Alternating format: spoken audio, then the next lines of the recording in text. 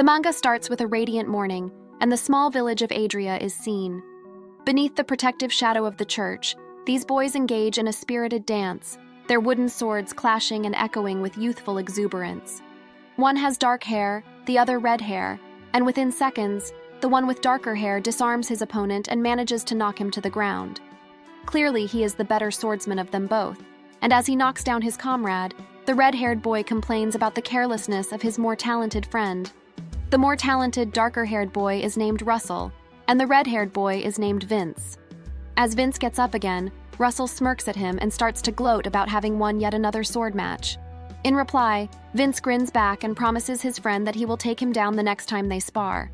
While both friends gloat and tease each other, another voice suddenly approaches, this one belonging to a wide-eyed girl with blonde hair. As she approaches the duo, she smiles brightly and then enthusiastically tells Russell to fight her next. To this, Vince smiles some more and then brightly replies that she shouldn't even think of fighting Russell, given that he's the most talented of them all, and that he would only humiliate her. However, the girl named Emmy snaps at Vince and informs him that she doesn't care about that. Ignoring their verbal exchange, Russell faces Emmy and points out to Vince that she sometimes has good sparring moves as well. On hearing this, Emmy blushes at the validation of her skills, and Vince turns to another girl sitting at the far end, telling her not to bury her nose in books too much. True to his words, this girl, a white-haired young girl named Janet, is sitting away from the group, seemingly disinterested in whatever they have to say. Her face buried in a book she seems to be very interested in. Despite Vince's words that they have to work together, Janet continues to ignore the other three, and after a while, Russell notices this and then asks her what the matter is.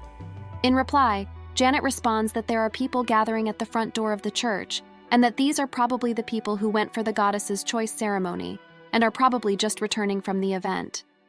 On hearing this, the other three stop their discussion, and together, the four of them head towards the door, where the rest of the village is congregating. As they approach the place, they hear the whispers of the gathered, making out the new titles that have been handed out to the other young people who have come of age. Some of them have become wizards, fighters, knights, and so on, and a lot of them are thankful to the goddess for blessing them with good jobs now that they are adults. As these people talk amongst each other, our protagonists start to whisper to each other again. For clarification, it seems like this happens every year in the village. When young people come of age, they are sent to the goddess's choice ceremony, and at this event, the goddess bestows ranks and titles on them. These ranks and titles determine the roles they would play for the rest of their lives, and these roles would be the roles they would play when they go on missions with other people. On hearing the new titles that have been given, Russell heaves a sigh of relief that the goddess hasn't yet chosen a hero in their generation. Apparently, there can only be one hero, and he is looking forward to becoming that hero. On the other hand, Vince too wants to become the hero, and on hearing his friend's sigh of relief, he teases Russell that he will become the hero, and mentions that he cannot wait to turn 16, so that he can be given a job as well. This makes Russell snap at him, and he counters that he would be the hero too. With a grin on his face, he confides to them that this is why he practices with the sword every day, and that he is doing that because he is sure the goddess is watching his efforts and taking note of his determination. On seeing his friend's determined drive, Vince smiles at him and promises that if that is the case, he will do his best to help Russell become a hero. He promises his friend that he will pray to the goddess every day so that when the time comes, he can be chosen as the hero. At this declaration, Emmy chimes in and mentions that she would like to be the hero too, but Russell reiterates with a bright smile that he wishes it would be him instead. At this point, Janet chimes in and reminds Emmy that only one person can be a hero, and Emmy asks her if what she's saying is true. While the group of friends talk amongst each other, another group of children head towards their way and catch their attention. As they approach Russell and his friends, they begin to tease them amongst themselves about being orphans. Vince overhears them saying this, and with anger he turns towards them with his wooden practice sword, and faces them in a threatening manner. On seeing this, Russell advises the new kids not to mess with Vince, but the ringleader of the new set of kids only replies in indignation. This new kid goes on to make fun of them for not having any parents at all, and as such, he asserts that they are not worthy of respect. On hearing this, Emmy begins to cry, but Vince only brushes off their harsh words and retorts back that the fact that they do not have parents doesn't mean that they are stupid.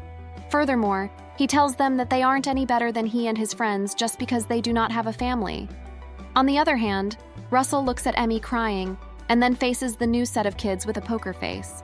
He ignores them, then turns back to his friends and asks them to become a family with him. His friends look touched by this, and even Emmy stops sobbing for a while. On noticing their silence, he speculates out loud, wondering if that would be a good idea. But before he finishes talking, Vince chimes in and declares that this is a good idea and that he likes it. Emmy and Janet also concur with the idea, and just like that, the four of them become a family, inseparable, and bound by their shared experiences as kids. Years down the line, it is time for their age group to finally become chosen by the goddess for their jobs down in the city of Hammond, which is illuminated by the goddess herself. The four friends travel there for the goddess's choice ceremony, and they're finally grown up, almost 10 years down the line. Initially, it is projected that Russell would be the hero, while his other friends have their own ambitions, and this is the moment that they have been training for years. On arrival at Hammond, though, things don't go as planned. The years of preparation, though gone through with grit and determination, have all been reduced to ashes. Vince, instead of Russell, is chosen as the hero. Emmy is given the title of a paladin, a warrior known for her acute defensive capabilities, who is also quite adept at offense. Janet, on the other hand, is chosen as the sage, a magic user who is very good at attacking with spells. Despite his hard work and determination, coupled with the years of prayers and supplication to the goddess, Russell is chosen as the saint, a magic user who uses a staff and doesn't have any offensive or defensive capabilities, save for a few healing abilities. As they stand at the altar in front of the priest, all friends look at him with shock on their faces. Though they are all given the highest jobs possible, this news comes as a shock to all of them, most of all Russell. Although the priest mentions his admiration for the four, especially at the fact that they have a hero in their group, he also confides in them that he didn't know that having a saint was possible again. Though it is a rare role, it is not satisfactory to Russell in the slightest. Although he is shocked that the hero isn't him, Russell politely asks the priest what a saint is. At this, the priest informs him that the saint is the male equivalent role of the saintess, which appears in the legends. Apparently, when things were harsh and the Demon King tormented the world, the saintess was the one who defeated the Demon King alongside the legendary hero. With a series of miracles, the saintess was able to help the hero to subdue the Demon King. After telling this story, the priest informs Russell that the saint is a divine messenger chosen by the sun goddess and a person who is now above all other priests. It is a role that enables a person to be an expert in all forms of remedial magic that can cure any wounds or illnesses. Before long, Russell accepts his fate and decides to become the saint of the group. A while later, after the group leaves Hammond and is about to start going on missions, Vince and the rest of the crew approach Russell and ask him if he has gotten his equipment ready. They are apparently at an equipment store, and Russell replies to them that he will pick the same equipment that they have picked. At this, Vince throws him a necklace with a tag, and when he asks what it is, Vince replies that it is a method of identification that will show everyone else that he is on the same team as them. Emmy, on the other hand, expresses excitement for the exploration of their first dungeon, and Vince assures her that since he is a hero, everything will be fine, and that nobody should worry about anything. At this, he turns to Russell and informs him that he doesn't have to fight since he is a saint. He reminds him that the role of the saint is a support role, and that all he needs to do is prevent the others from getting hurt. Although Russell looks bummed at hearing this, he then asks Vince excitedly if he can be allowed to use a sword. This makes Vince alarmed, and he expresses vehemently that the group doesn't have the luxury of having the healer of the group on the front. At this, Janet chimes in, and then tells Russell that if the healer is hurt, the entire group can collapse. Not understanding the situation, Emmy then chimes in as well, and reiterates that since she is a paladin, she would do well to protect Russell. She then tells Russell to stay behind her and focus on healing only. Of course, Russell is very sad at this new development. His friends are right that the role of saints is a healing role, and as such, these highly important individuals are not supposed to be allowed to fight. He begins to reflect on the start of his situation. Although the saint is the highest-rated job in the world alongside the hero, it is not the ideal role for him, who had been preparing to be the hero, or at least in an offensive role all his life. He begins to think that being a saint as an orphan might be a step up, but at the same time, it isn't really what he wants. However, He then resolves to make the most of the situation with gratitude, and then promises himself to protect his friends with the power of the saint from now on. However, it doesn't take long for trouble to loom on the horizon. Despite the fact that he had chosen to be content with his role as a saint, it doesn't take more than a few missions before Vince pushes for the group to banish Russell from their fold. Apparently, despite the fact that Russell is doing his best, the fact remains that the healing magic isn't initially of much value to the group at all. At the start of the exploration of the dungeons, Russell is able to use the spell Heal to keep his teammates alive, and initially, all of them are duly impressed by it. They are happy that they don't have to worry about wounds much, and they are all content to be reliant on their buddy, who is the saint of the group. However, as they progress, it soon becomes clear that their party is the strongest in the region, given the fact that they all have the highest level jobs, and they are able to defeat demons in the dungeons without having any injuries at all. All apart from Russell, though, who is able to only sit by the sidelines and watch his friends dispatch demons with ease. His recovery magic never comes into play once, and to add insult to injury, by the time the group has finished clearing the lower levels of the dungeon, other members of the group have also leveled up and begun to learn recovery magic of their own. Additionally, the only person who is not able to earn any new recovery magic is Saint Russell himself. Within a few more days, Vince starts to deviously push for Russell's banishment from the group. On hearing this, Emmy is the first to protest, and she points out that she can't believe that Vince is trying to kick Russell out of the group. But it seems that Vince has already come up with all the possible counters for his friends should any protest arise. To Emmy's indignation, he points out that he is only saying this for Russell's sake. As they progress, the dungeon levels will only become tougher and tougher, and the enemies will become more dangerous than usual. Pursuant to this, he points out that since Russell cannot fight, he would only be a liability to the team. To further his point, he mentions that in the fight today, Emmy was put in danger simply because she was protecting him, and from there, he mentions that unlike the rest of them, who can heal and fight on their own, a saint who can only heal is nothing but a hindrance. As he says this, Russell watches him with a defeated look, not saying anything to defend himself. While he does this, Vince continues to berate him. Vince faces Emmy and Janet and informs them that he always has to protect Russell while he does nothing, and that in addition to this, Russell is still on a low level for a saint. At this, he points out that even Russell is no match for Emmy the Paladin at this point. On hearing this, Russell becomes outraged and reminds Vince that when they were kids, he used to be the strongest and the best swordsman, but this doesn't make Vince budge at all. Ignoring Russell's outrage, he then dares Russell to fight against Emmy to prove himself, and he also promises that if he can perform well against Emmy in the defense position, he will be allowed to stay back in the group. After this declaration, Vince turns to Janet and asks her if she considers these to be fair terms, and Janet replies that Russell is too weak and that she doesn't think he would make it. Vince smiles deviously on hearing this, and then he reiterates that if Russell gets wounded against Emmy, he must go back to the village and retire there. The match starts, and Emmy gets into a defensive stance behind her shield while Russell rushes her. The fight is over in a few seconds, and soon after, the night gives way to a new day.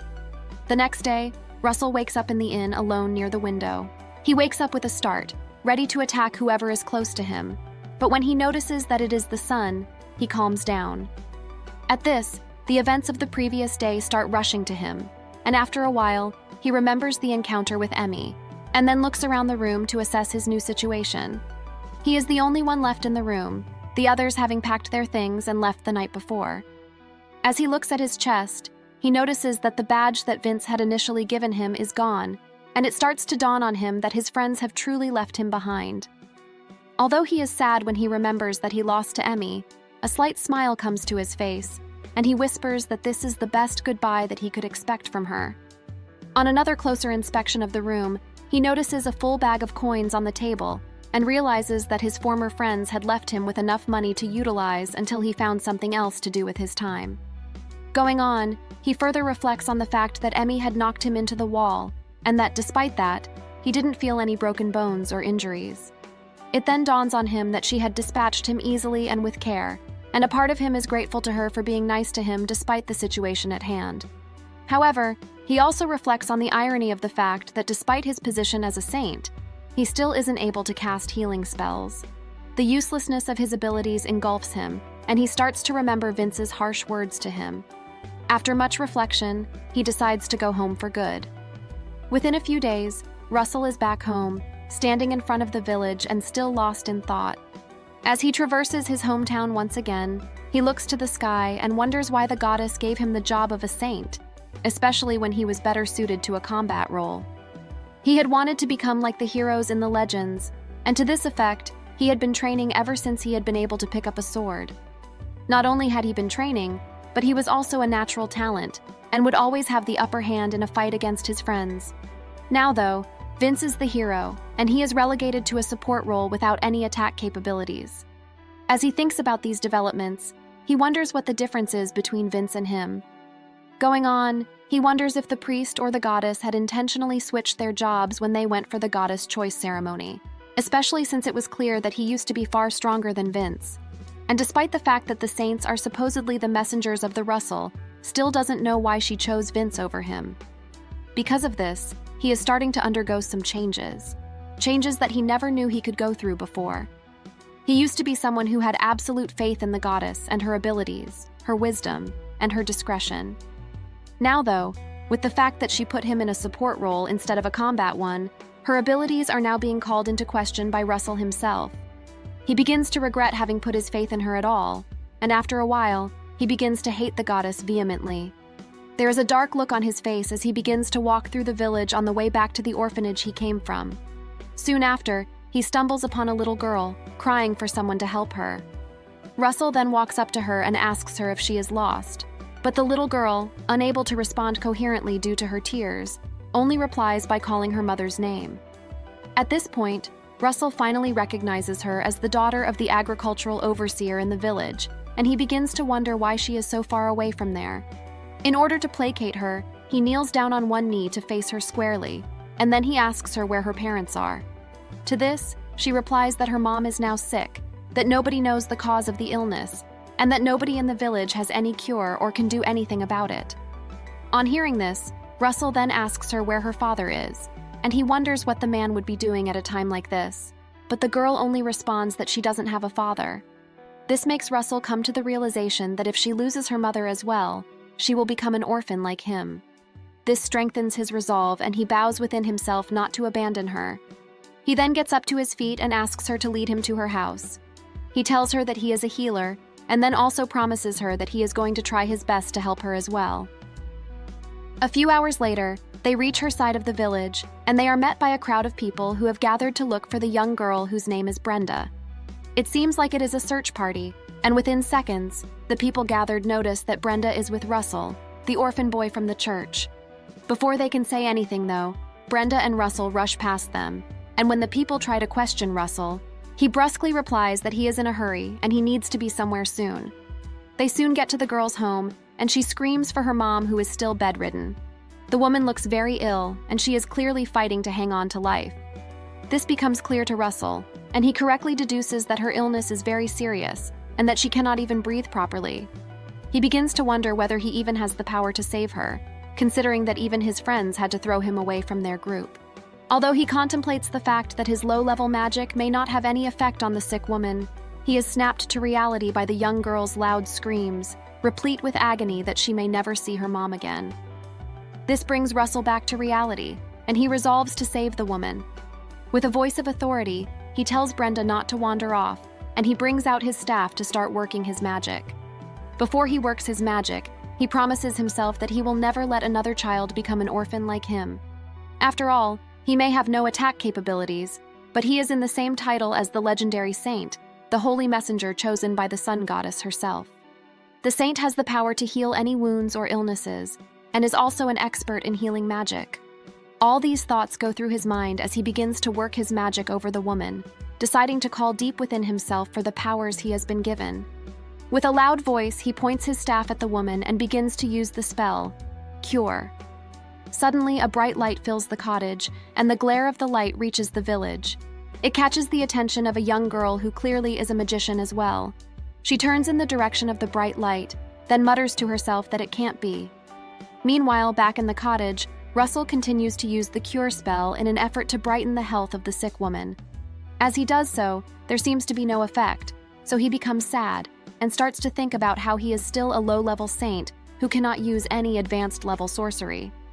On the other hand, Brenda has stopped crying, and she has begun to look hopeful for her mom's recovery, and this encourages Russell to believe that the magic he has may still work on the woman. With this thought in mind, he continues to spread his magic around the woman, and soon after, she sits upright in bed, and with a weak but encouraging smile on her face, she admits that she does feel better than before. She clearly is no longer as ill as before again.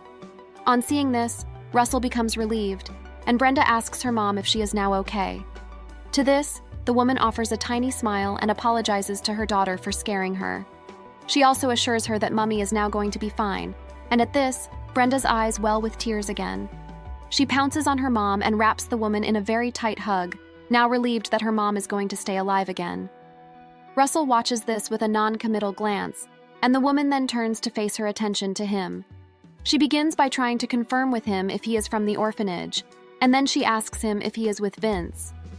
Back when Russell was at the orphanage, he didn't really interact with people outside of it, and he only played around with Vince, Emmy, and Janet. However, despite this, the story of Vince as the hero had spread, and it was within reason that the woman was now asking him if he was with Vince again. She couldn't have known who the saint was because apparently it was a smaller role than usual. Regardless of his thoughts, he informs the woman that his name is Russell, and then the woman thanks him very much for his service. She then tells him that her name is Victoria, and again, she introduces her daughter Brenda, who is smiling at her mom's face, to Russell all over again. The woman then thanks him again, but she mentions that she doesn't have money to pay for the treatment he has just given her. On hearing this, Russell tells her that there is no need for payment, seeing as he had just used simple healing magic. On hearing this, though, Victoria yells that he isn't telling her the truth. Apparently, she was in great pain and seemed to be on the brink of passing away, and despite this, Russell's magic was able to cure her easily. She rationalized that it couldn't have been basic magic, considering the fact that he had healed her so easily. She then goes on to point out that the great goddess must have given him some kind of special role. But on hearing this, Russell fixes her with a disbelieving look on his face. Not noticing this, Victoria then asks what she can do to thank such a magnificent person. But Russell only reiterates that he actually used basic magic to cure her. However, he begins to reflect on the cure spell and the possibilities that can be attained by using that spell. Apparently, it is a healing spell that removes poisons, and it is usually learned by the saint at level 2. Regardless of this, he didn't feel like it was an achievement because it was learned by Janet the Sage as well. He reflects back to the time when he first found out that Janet learned recovery magic as well. It was a bad feeling, and now that he was reflecting on it, he felt a sinking feeling as dour as the time when he was with his crew. Meanwhile, Brenda has been watching him with bright eyes. She is no longer crying, and now that she can see that her mother is well, she is now back to her childlike peace again. She breaks into Russell's thoughts, and with a bright smile, she thanks him for helping her mother. Despite this, Russell was still of the opinion that the recovery magic he had was still not a bountiful skill because it had yielded no results when he was with his crew. Chalking it up to a combination of bad luck, he becomes even angrier at his situation in life. However, a new thought was beginning to occur to him. Back when he was kicked out of the group, he wasn't sure what the next step was or what he was going to do with the rest of his life. As he watched Victoria and Brenda, though, mother and daughter, now happy after undergoing a period of turmoil together, he was starting to think about staying in a town and being a priest in the town. At that point, Victoria chimes in and mentions that she had never thought she would be able to fall this ill, and then Russell asks her what had caused the illness, and that Brenda had told him that the cause was unknown. At first, Victoria is silent, but after a while she confides in him that a dungeon has appeared near their village. On hearing this, Russell immediately becomes alert and a little bit confused.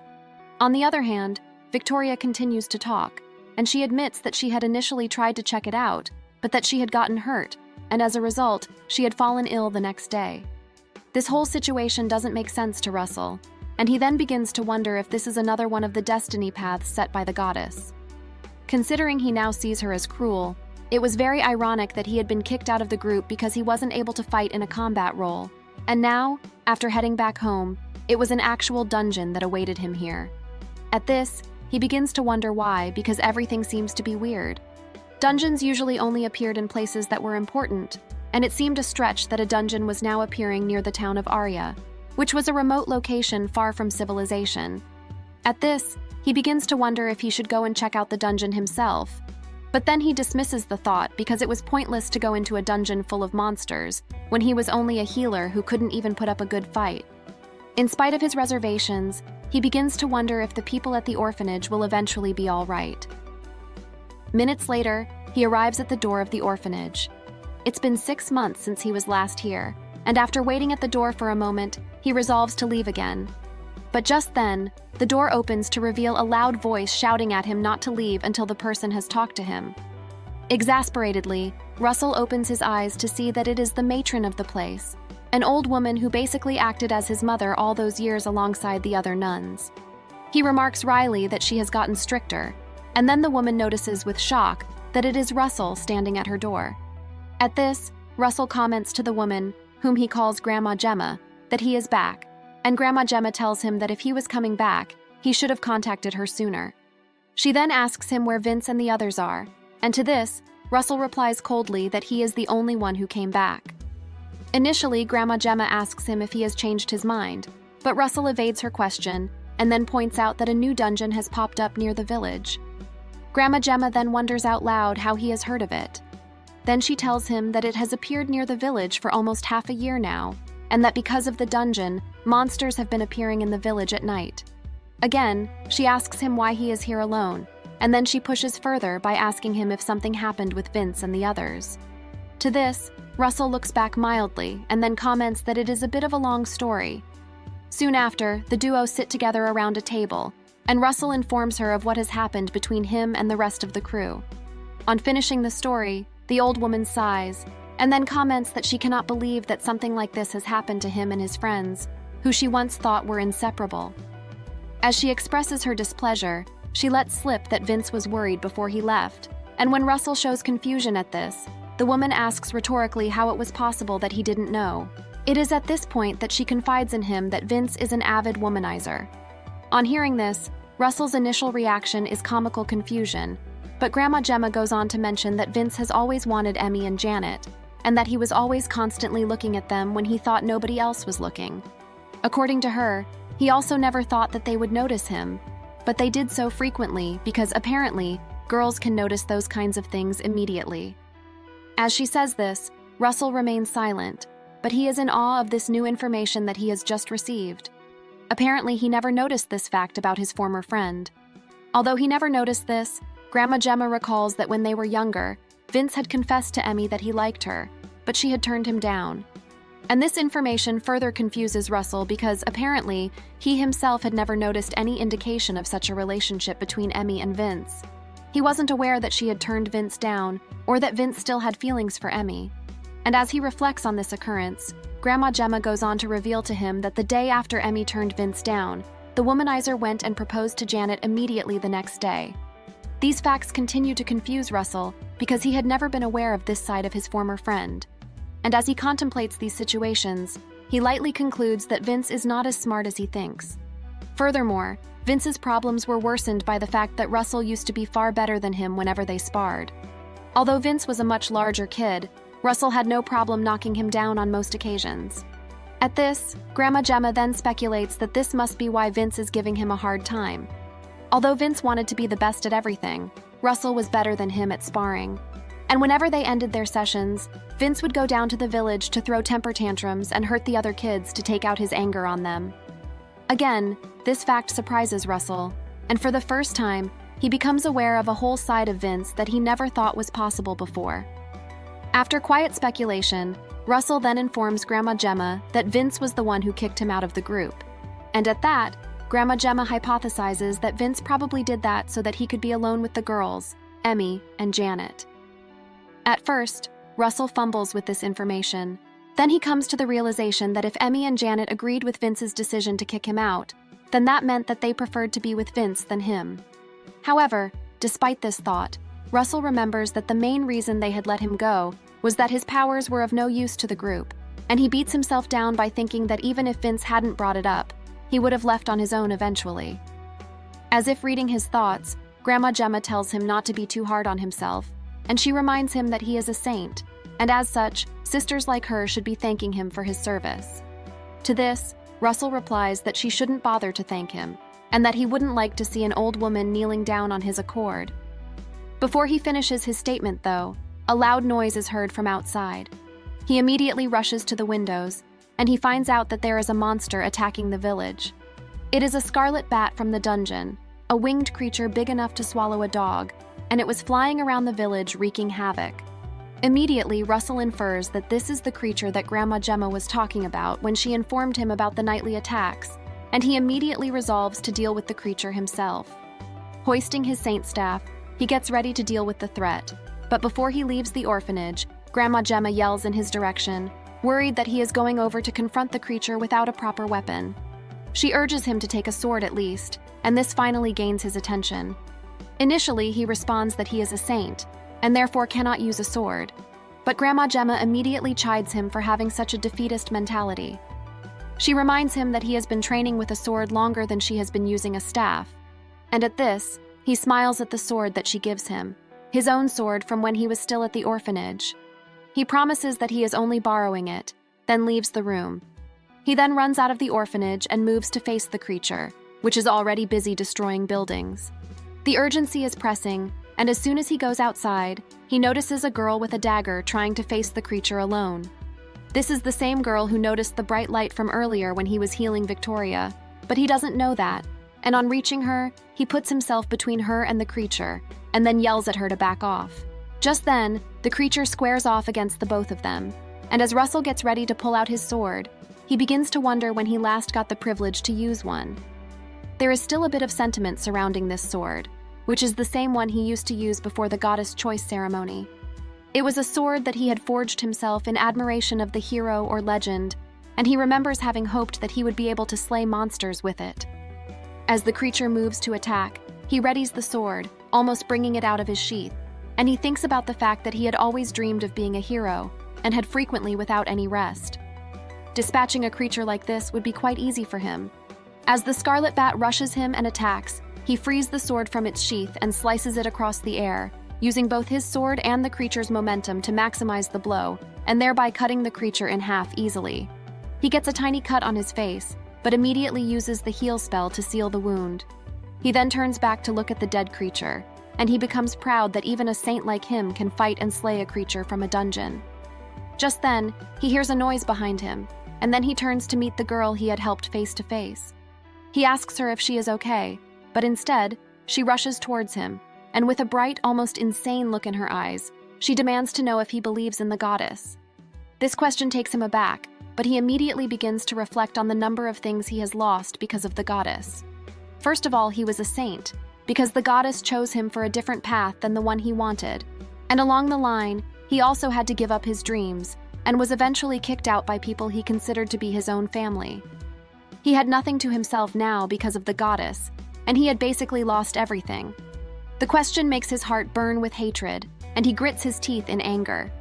To answer the girl's question, he vehemently expresses to her that he hates the goddess.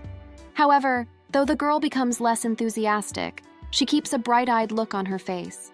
Though he replies with fervent hatred, he reflects further on the question as he wakes up the next morning, recalling the time when he actually used to believe very much in the goddess. A memory comes back to him, a memory of not too long ago when he was still exploring dungeons with the crew, and then resting in towns after they were done.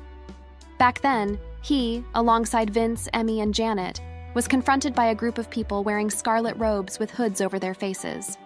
They were asked by this group if they believed in a god, and before they could even answer, the group's leader had already started to proselytize, talking about the goddess's watchful eye over all of them.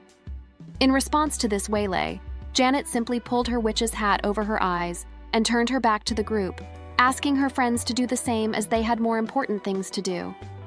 Although Vince had tried to hold her back, they eventually left the group alone, and Janet began to explain the reason for her brusque reply to them. Apparently, these people were called the Red Salvation Society, and they were, according to her, a new conspiratorial religion that expanded on the doctrines of the religion of the sun goddess. Their job was to get new recruits for their little group, and they did this by telling people that the goddess was thinking ahead, and then convincing people to join based on that conjecture. At this, she asks Vince what would happen when a person enters the group, and Janet replies that after being led to believe in a new doctrine, they would say that the goddess saves only the faithful, and from that moment, they begin to charge membership fees, essentially preying on the members' fear of alienation to squeeze money out of them. The money they asked for was 30 pieces of silver a month, and the more a member gave money to the cause, the higher the person was in rank amongst the brethren. Although the baseline money of 30 pieces of silver was easily paid, many were able to join the group and easily keep up with the group's activities. After explaining this, Janet turns specifically to Russell and then tells him that he is very kind, but that he, especially, should be very careful with the group.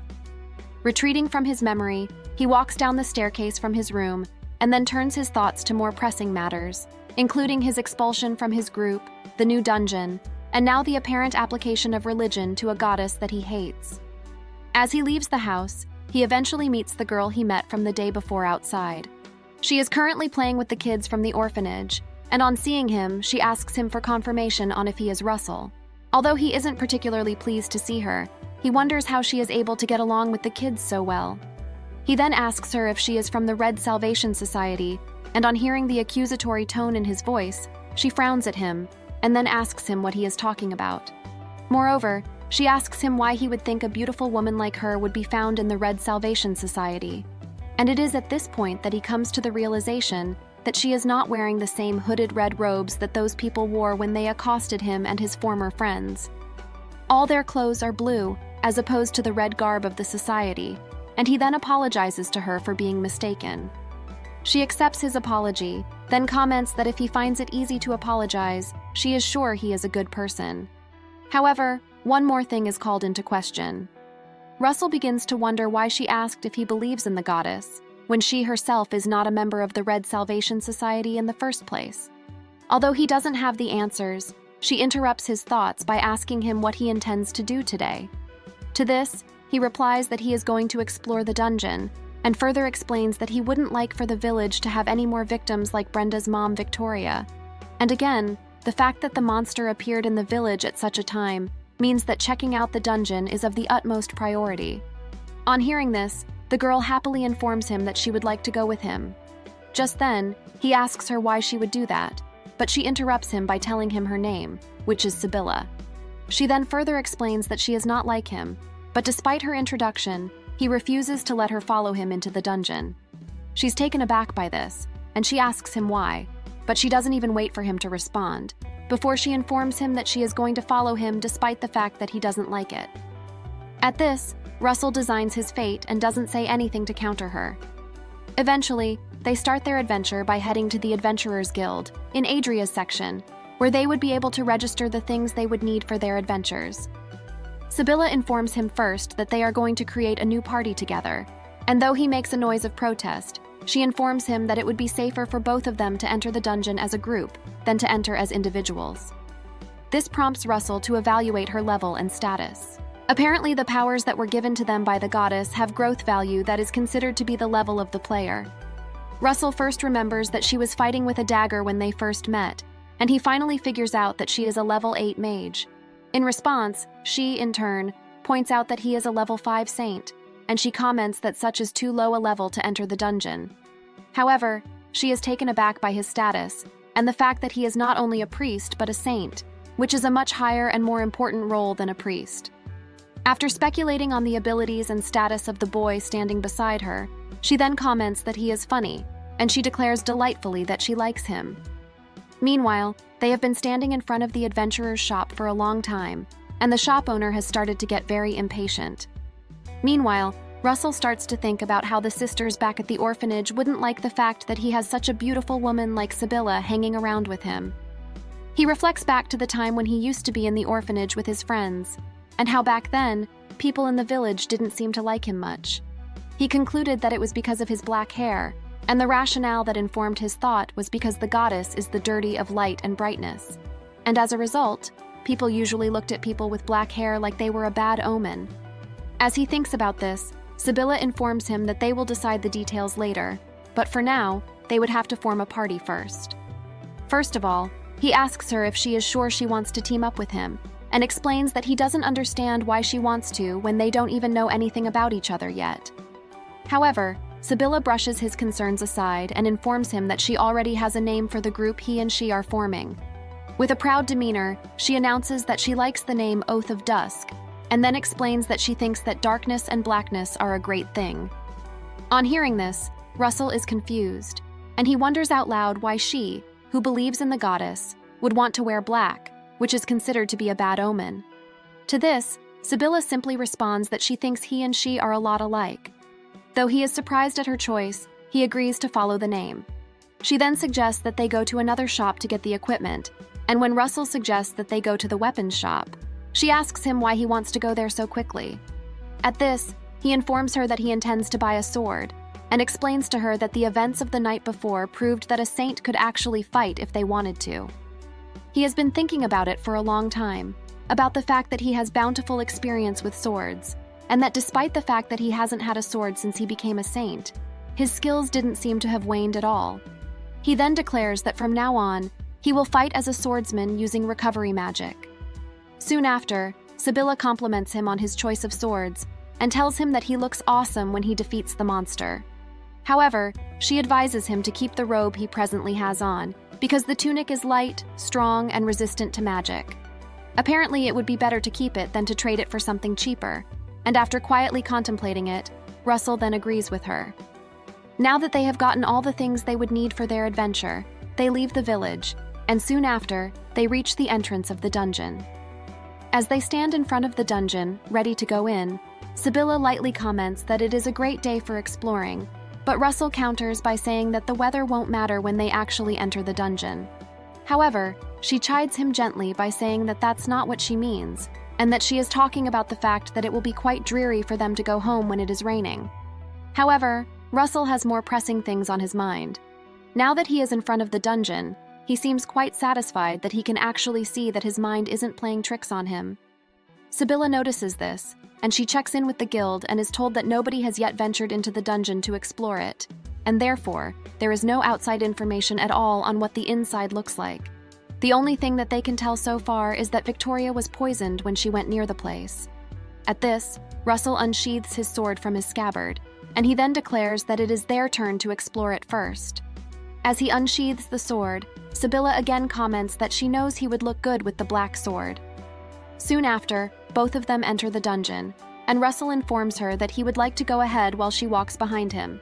However, Sibylla counters this by saying that in parties, the safest place to be is near the healer, and therefore it would make more sense for them to remain attentive and walk side by side. Russell doesn't offer any rebuttal to this, so she takes it as an agreement, and then the duo begins to walk side by side. Not long after, the duo stumble upon a goblin with a club. Sibylla is the first to express her delight, and she comments that this is the easy part.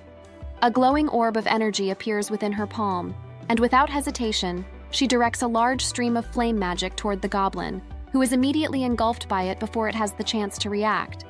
However, as she does this, Russell's eyes widen in extreme shock, coming from the fact that she used that much magic without even casting a verbal spell.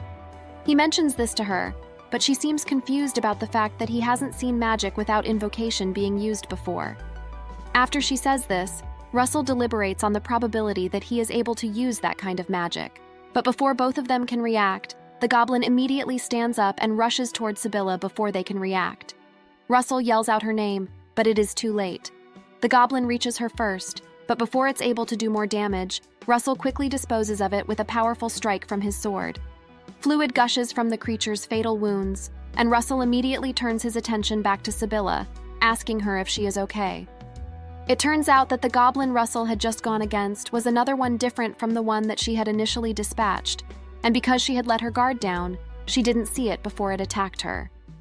The injury that has been inflicted on her is not a big wound, but it is enough to sap her energy, and she explains that they would not be able to explore the dungeon anymore because of it.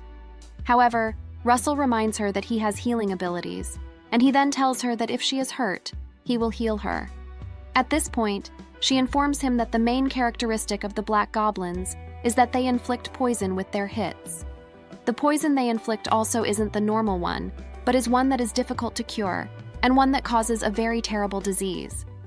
As she says this, Russell reflects on the fact that Victoria was attacked by a monster who had this same style of poison, and before Sibylla can say anything, he invokes his healing powers, and then uses the cure spell on her without voicing the incantations. He uses the cure spell in tandem with the heal spell, and within seconds, Sibylla begins to comment that she feels better. However, she is surprised that he was able to use the spells non-verbally, especially considering that he just knew about non-verbal magic. But he only comments that he just tried it, and it seemed to have worked. Moreover, Sibylla comments that her injuries seem to have disappeared, and it seems like the poison has retreated away from her body.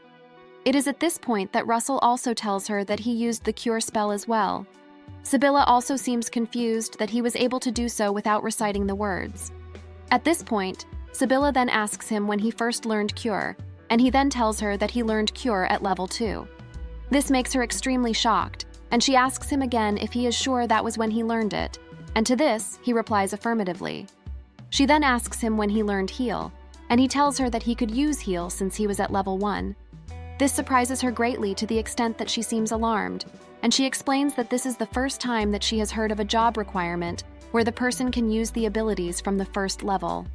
With her hand on her chin, she begins to deliberate on the abilities of a saint, and she is surprised because she didn't know they were this powerful. However, Russell breaks into her thoughts again and then asks her to watch him. As she watches him, he verbally uses the spell Wind Barrier, and she is immediately awed by the fact that he can use the Wind Barrier despite the fact that he isn't on a high level yet. Apparently, after fighting the goblins, he has leveled up to level 6, and this is the new ability that came with the level up. Apparently, the Wind Barrier is a spell that allows the user to block arrows with a barrier, and it is also able to repel some low-level magic from enemies.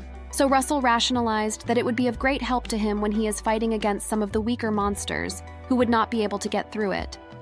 Additionally, party members are able to pass through the barrier without issue, so it doesn't just help the user. At this point, Sibylla then asks him if he is sure he is okay with using all this magic power, and then she advises him that exploration of the dungeon would be a time-consuming thing, and therefore it would be best for him to conserve his magic power instead of using it to showcase to her. However, Russell counters this by telling her that magic doesn't usually consume that much of his power, and that ever since he became powerful, he's been able to use as much magic as he wants, whenever he wants to use it. This information shocks Sibylla, and she begins to realize just how powerful Russell really is. Even he doesn't seem to know the extent to which his powers lay, because his friends had made him seem useless in the first place. Sibylla is in awe of the guy in front of her. Apparently, he is an excellent swordsman, and he has the ability to use healing magic consistently and constantly. At this, she begins to wonder what someone like him is doing alone. Meanwhile, somewhere far off, the rest of the group traverses a village after a long day of exploring a dungeon. Vince still has an arrogant smile on his face, while Emmy and Janet seem to be more subdued. Despite noticing this, Vince reiterates to them that they do not need a healer, and although this doesn't seem to raise Emmy or Janet's spirits, he assures them that together, they would be the strongest group of fighters in the world. Although Vince is still convinced that they do not need Russell, Emmy has already started to feel remorse for being a part of the process of kicking him out. She begins to reflect, recalling the sweet memories of when she was a child, and would eventually lose things that she owned. In all of this, Russell would always be the one to help her find her stuff, because she was not good at finding them herself, and he always did so with a smile on his face and without complaint. Anytime she lost something, she would always unconsciously wait for Russell to put it in her hand while she was crying, and she had always thought that he would always be there to help her, even when they grew up. Now, things had changed. Things had changed greatly, and part of it was her fault. In the present, Vince turns to her with a smile on his face, and he urges her not to worry about anything, reiterating that they do not need the healer role, and that the three of them are the strongest group of heroes in the world. Standing there in her paladin armor, she doesn't look quite so sure. Instead, she looks sad, and she begins to wonder how they ended up like this. With more reflection, she remembers when she used to think that the four of them would be together forever, considering the fact that they grew up together. Even when Vince had told her to fight Russell, she didn't initially want to fight him, and she had just held her shield in a defensive stance. According to her, she didn't even know what had happened, and the next thing, Russell was on the ground while she stood over him. She begins to think she has done something wrong and unforgivable, but as she walks, she notices that Vince has started to look at Janet's body again.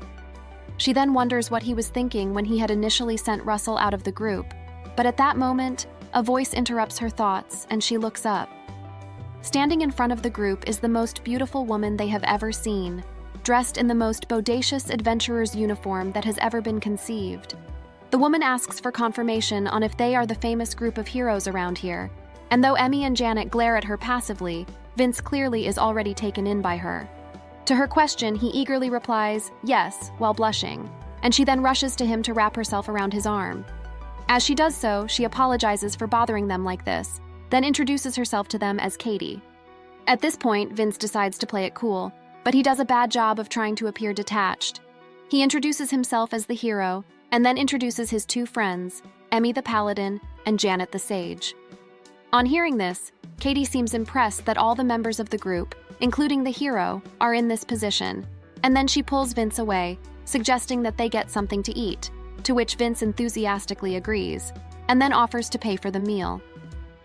As Katie and Vince leave, Emmy and Janet watch in disbelief, and Emmy thinks about the fact that Vince is essentially choosing to spend the group's money on the girl. Soon after, the four of them settle in a diner, and Vince then asks Katie what she wants to ask of them. In reply to this, the girl only simpers, and then tells Vince that she only wants to know what kind of activities the heroes group is doing and how far they have come. She also confides in them that she isn't trying to gather extraneous information, and that she's only a level 10 mage. Without thinking of the wisdom of what he is doing, Vince immediately begins to tell her everything the group has been through. He explains that it has been 6 months since they first got into the Hammond dungeon, and that so far, they have already advanced to the 8th floor of the middle lair. The fact that they have cleared 8 floors in 6 months makes Katie very impressed, and she asks them if they are already able to take on monsters like the Minotaurs themselves, to which Vince replies delightfully that she is very well informed. At this point, Vince begins to explain to her how the team forms when they battle. He tells her that Emmy is able to stop a Minotaur's attacks with her shield, and this further impresses Katie. However, Emmy humbly volunteers that she is only able to do that because she is a level 23 paladin, and that this is the only reason why she can face a monster that strong. But Katie brushes off her humility and compliments her that she is really cool. However, before the group can go further, Katie stops the conversation, and before anyone can say anything, she asks them why there isn't a priest in their group. This question stuns the rest of them into silence, and while Vince only stares at her, Emmy glares at her with anger, but Janet keeps an expressionless gaze on her face and doesn't even seem to be listening to her.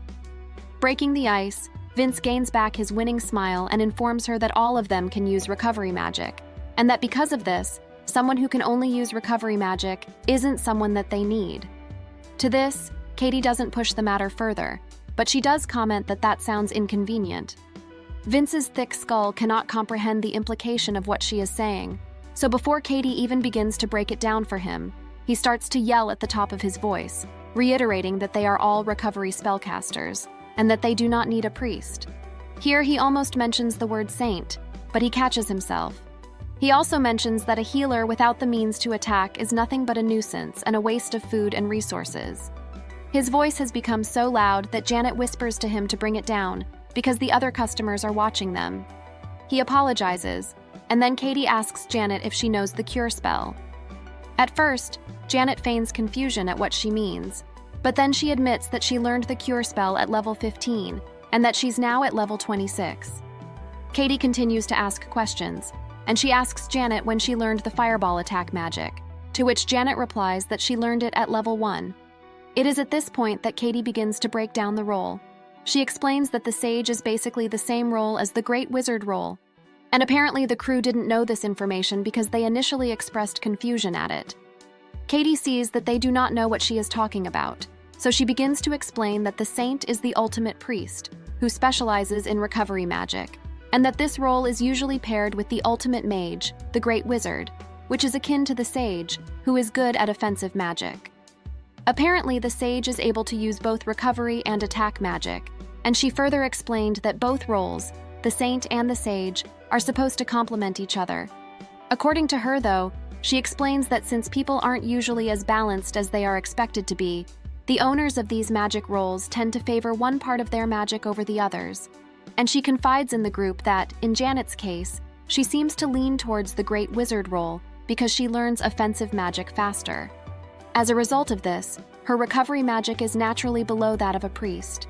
Despite this, she still had the powers and skills of the great wizard, and as the extremely skilled person that she is, she could use recovery magic as well. On hearing this, Emmy begins to wonder if Janet's recovery magic truly is below the capabilities of a priest, talk less of a saint. The implications of this means that she cannot serve as a substitute for a priest in the group. Before she can fully think about the implications, Janet faces Katie again and asks her when priests usually learn the cure skill. To this, Katie closes her eyes sagely and then replies that priests usually learn the cure spell at level 10. Meanwhile, far away from the group, Russell is facing off against monsters in the dungeon on his own, a man who learned his own cure spell at just level 2. From level 6, he is now finally at level 8, and he dispatches demons and monsters with a fervor that only a swordsman of his skill level can replicate. As he announces that he is now on level 8, Sibylla congratulates him and tells him that he is doing great.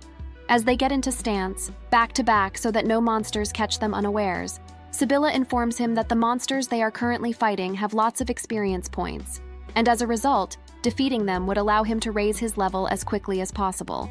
Russell never thought that he would be able to level up this easily by defeating monsters directly, but he informs Sibylla that he has finally learned some new magic. The name of the new spell that he has just learned is Cure Link.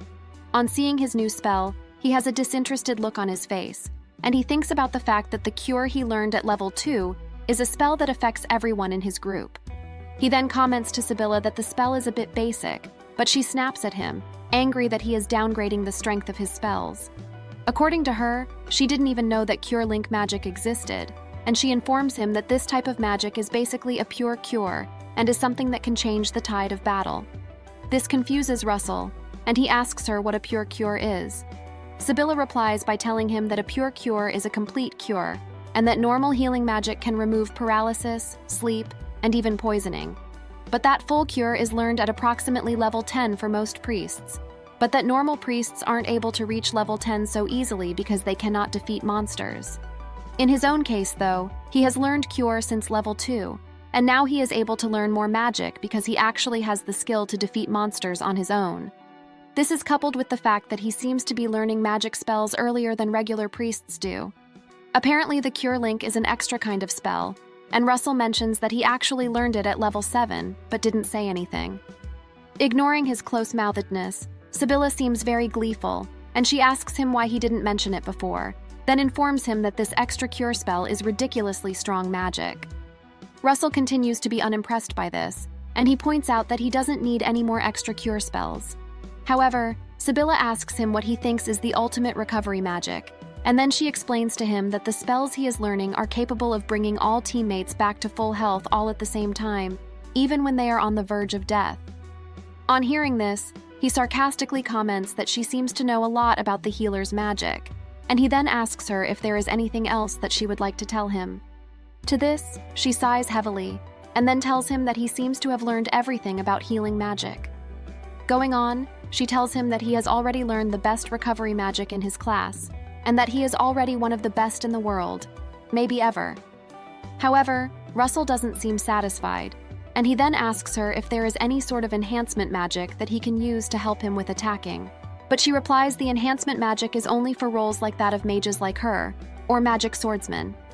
Furthermore, she informs him that there is no sort of attack magic for recovery roles, and that, ordinarily, a class specializing in recovery doesn't have time to start learning attack magic. On hearing this, Russell begins to reflect on the fact that this means that even if he is in the heroes group, he still wouldn't be able to participate in the offensive effort. And as a result of this, he starts to question his worth and believe that, as a saint, he is essentially useless in the end. As he thinks about this, he receives a hard slap, and when he turns to glare at Sibylla, she relates to him that she knows what he is thinking, and that she thinks he should be a little more satisfied with his skills, since they are very rare.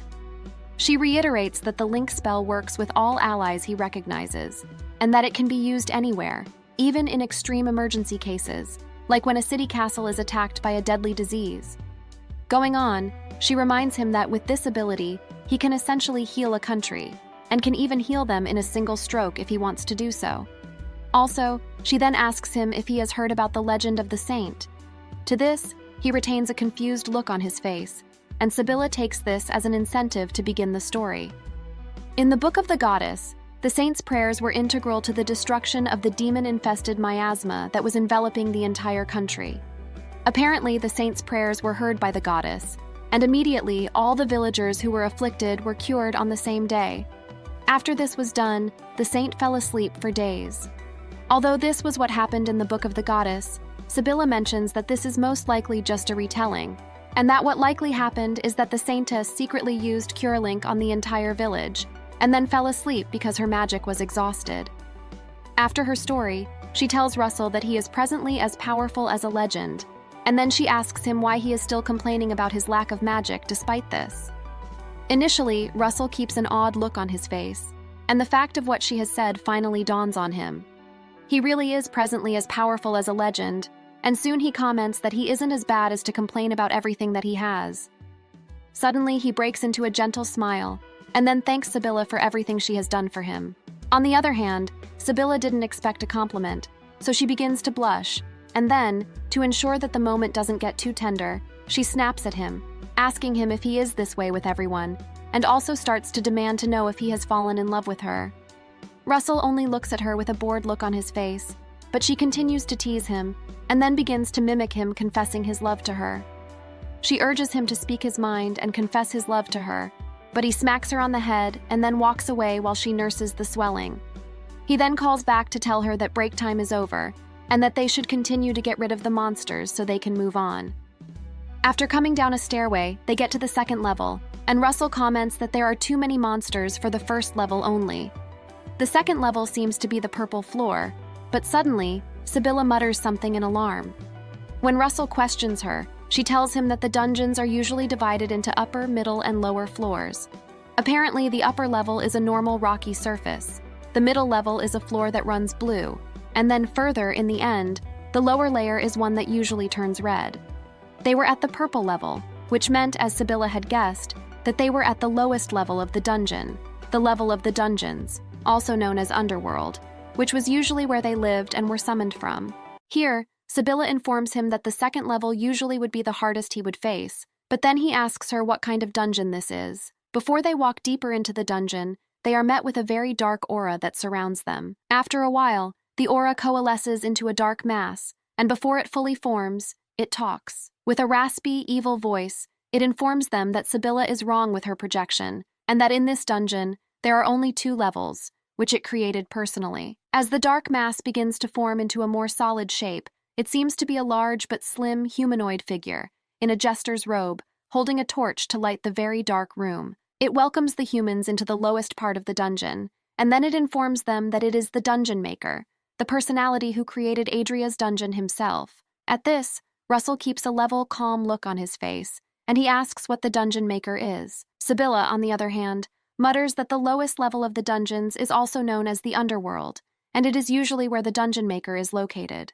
Going on, she reveals to him that the Dungeon Maker is also known as the Demon King, and at that point, the dark mass has fully formed into a pale-looking man with one eye normal, the other looking like a miniature sun, dazzling in his socket. His teeth are jagged, and his face is thin, giving his smile a certain level of deviousness that isn't usually achieved easily by mere mortals. This man is, of course, the Demon King. On hearing this, Russell's composure only slips a little to let a bit of shock show on his face, but his eyes steel in readiness for the battle that is to come. Without taking his eyes off the Demon King, he asks Sibylla if this is the same entity that was usually featured in the legends, and she replies that it is, and that this is the same Demon King that the legendary hero and saint has to defeat together, the enemy of mankind and the king of the demons and monsters, who is known to have overwhelming strength.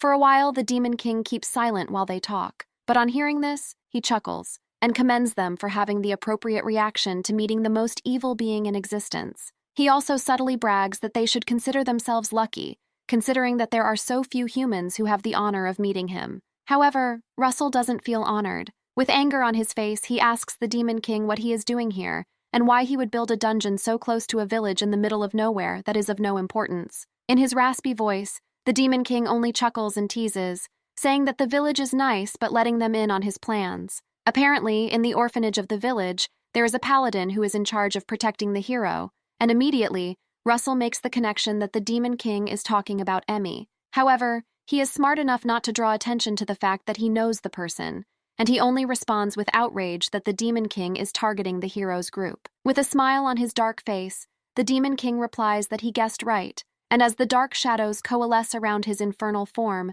the Demon King declares that the hero must be eliminated from this world. Meanwhile, both Sibylla and Russell have already assumed their battle stances, with Russell having a hand on his sword, ready to draw it out at the slightest provocation. However, Sibylla seems smart enough to keep the Demon King talking so as to know all his plans, so she asks him why he is targeting the paladin, and that if he wants to get to the hero, the quickest way to do so is to go directly against him from the beginning. To this, however, the Demon King replies that the most important part of a strategy like this is patience. Before he keeps talking, he chuckles and comments that this is his first time talking this much, and he then remarks that it is fun. Going on, he divulges that when targeting a group of heroes, the first person to go for is the healer. Because of their amazing powers of recovery and healing, the battle would be drawn out for too long, and would then become very complicated. However, while the Saintess, the strongest recovery magic user, is basically defenseless and without any attack capabilities, they would usually be protected by a shield bearer, which in this case is the paladin, who is the strongest shield bearer in the world. However, when Russell feigns confusion, the Demon King corrects himself by saying, "Ah, my mistake. I hear that there is no saint this time." He says this without knowing that there actually is a saint this time, and that the saint in question is right in front of him. However, he is of the opinion that since the heroes group doesn't have a saint, they would have a priest, who would be the expert in recovery magic in the group. He speculates out loud that a simple priest would be easy to assassinate,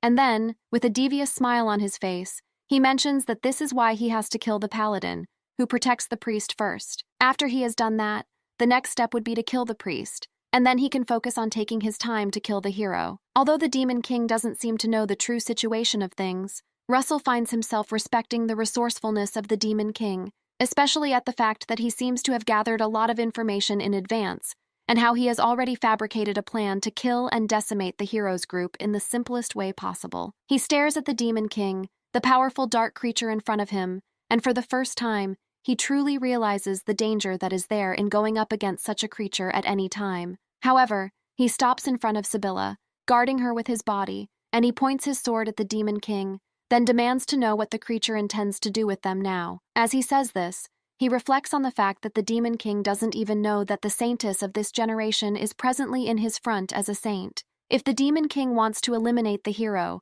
and he finds out that the saint, which is Russell, has left the hero's team, or was even in his front presently, they would all be in danger. While he thinks of this, the Demon King addresses him and responds to his question by saying that he would be a part of something very important. As he says this, the floor begins to glow, and a summoning circle with various bright sigils appears. While they glow, the Demon King informs them that he intends for them to be the test subjects of his new creation. And before anyone can say anything more, the room is shrouded in extreme heat, and then fire begins to appear around the place. With surprise in their eyes, Russell and Sibylla watch as a fire dragon, surrounded by flames, appears out of the circle and fixes them with a predatory gaze. At this, Sibylla blurts out that she cannot believe that the Demon King summoned such a high-level monster, and as the creature squares off against them, the Demon King expresses his pleasure that the summoning is successful. He teases them by saying that it was fun talking to them humans, but it's time to say goodbye. With that, he vanishes, and Russell immediately suggests to Sibylla that they get out of there as well. However, she responds that that is currently impossible, and that before he leaves, the Demon King sets up the dragon as the floor booze, and as such, all the exits to the room are sealed. Before anything can be said again, the dragon opens its mouth wide and blows a heavy jet of fire towards the duo. By instinct, Russell is able to conjure up the wind barrier verbally, as well as non-verbally, and the barrier that came up is somehow able to hold against the dragon's breath, despite the fact that it was conjured up by a saint who was still at a low level. Sibylla compliments him on his good work, and he soon realizes that the reason that the wind barrier is so strong is because he used the incantation both verbally and non-verbally. As such, the barrier that appeared is twice as tough as the one that would have appeared if he only used one version of the incantation. However, he lets the barrier down, and when Sibylla comments on this, he informs her that it would be prudent for them to retreat for now. Here, he makes his first mistake. While he says that, he turns his head to look at her, and as such, he lets the dragon leave his sight. The creature then uses this as an advantage to attack him. Before he can react, the dragon's heavy tail smacks him across the chest, and he flies away, hits the far wall, and cracks it with his momentum. Sibylla hells his name, but he immediately stands up and uses the extra heal spell on himself non-verbally. In the meantime, he directs Sibylla to a crevice in the wall, and they begin to hide there from the dragon. As they hide, he reflects on their possible choices and thinks about the fact that there would be no way to get out of the room without defeating the floor boss. As he hides in the shadows, he is also aware that despite Sibylla being of a higher level than him, she wouldn't stand a chance of defeating the dragon either. It is at this point he begins to ask himself if this is where they die, and then continues to reflect on his choices and the pathways that had brought him here. Apparently, when he first met Sibylla, he had thought that he had finally found a new path.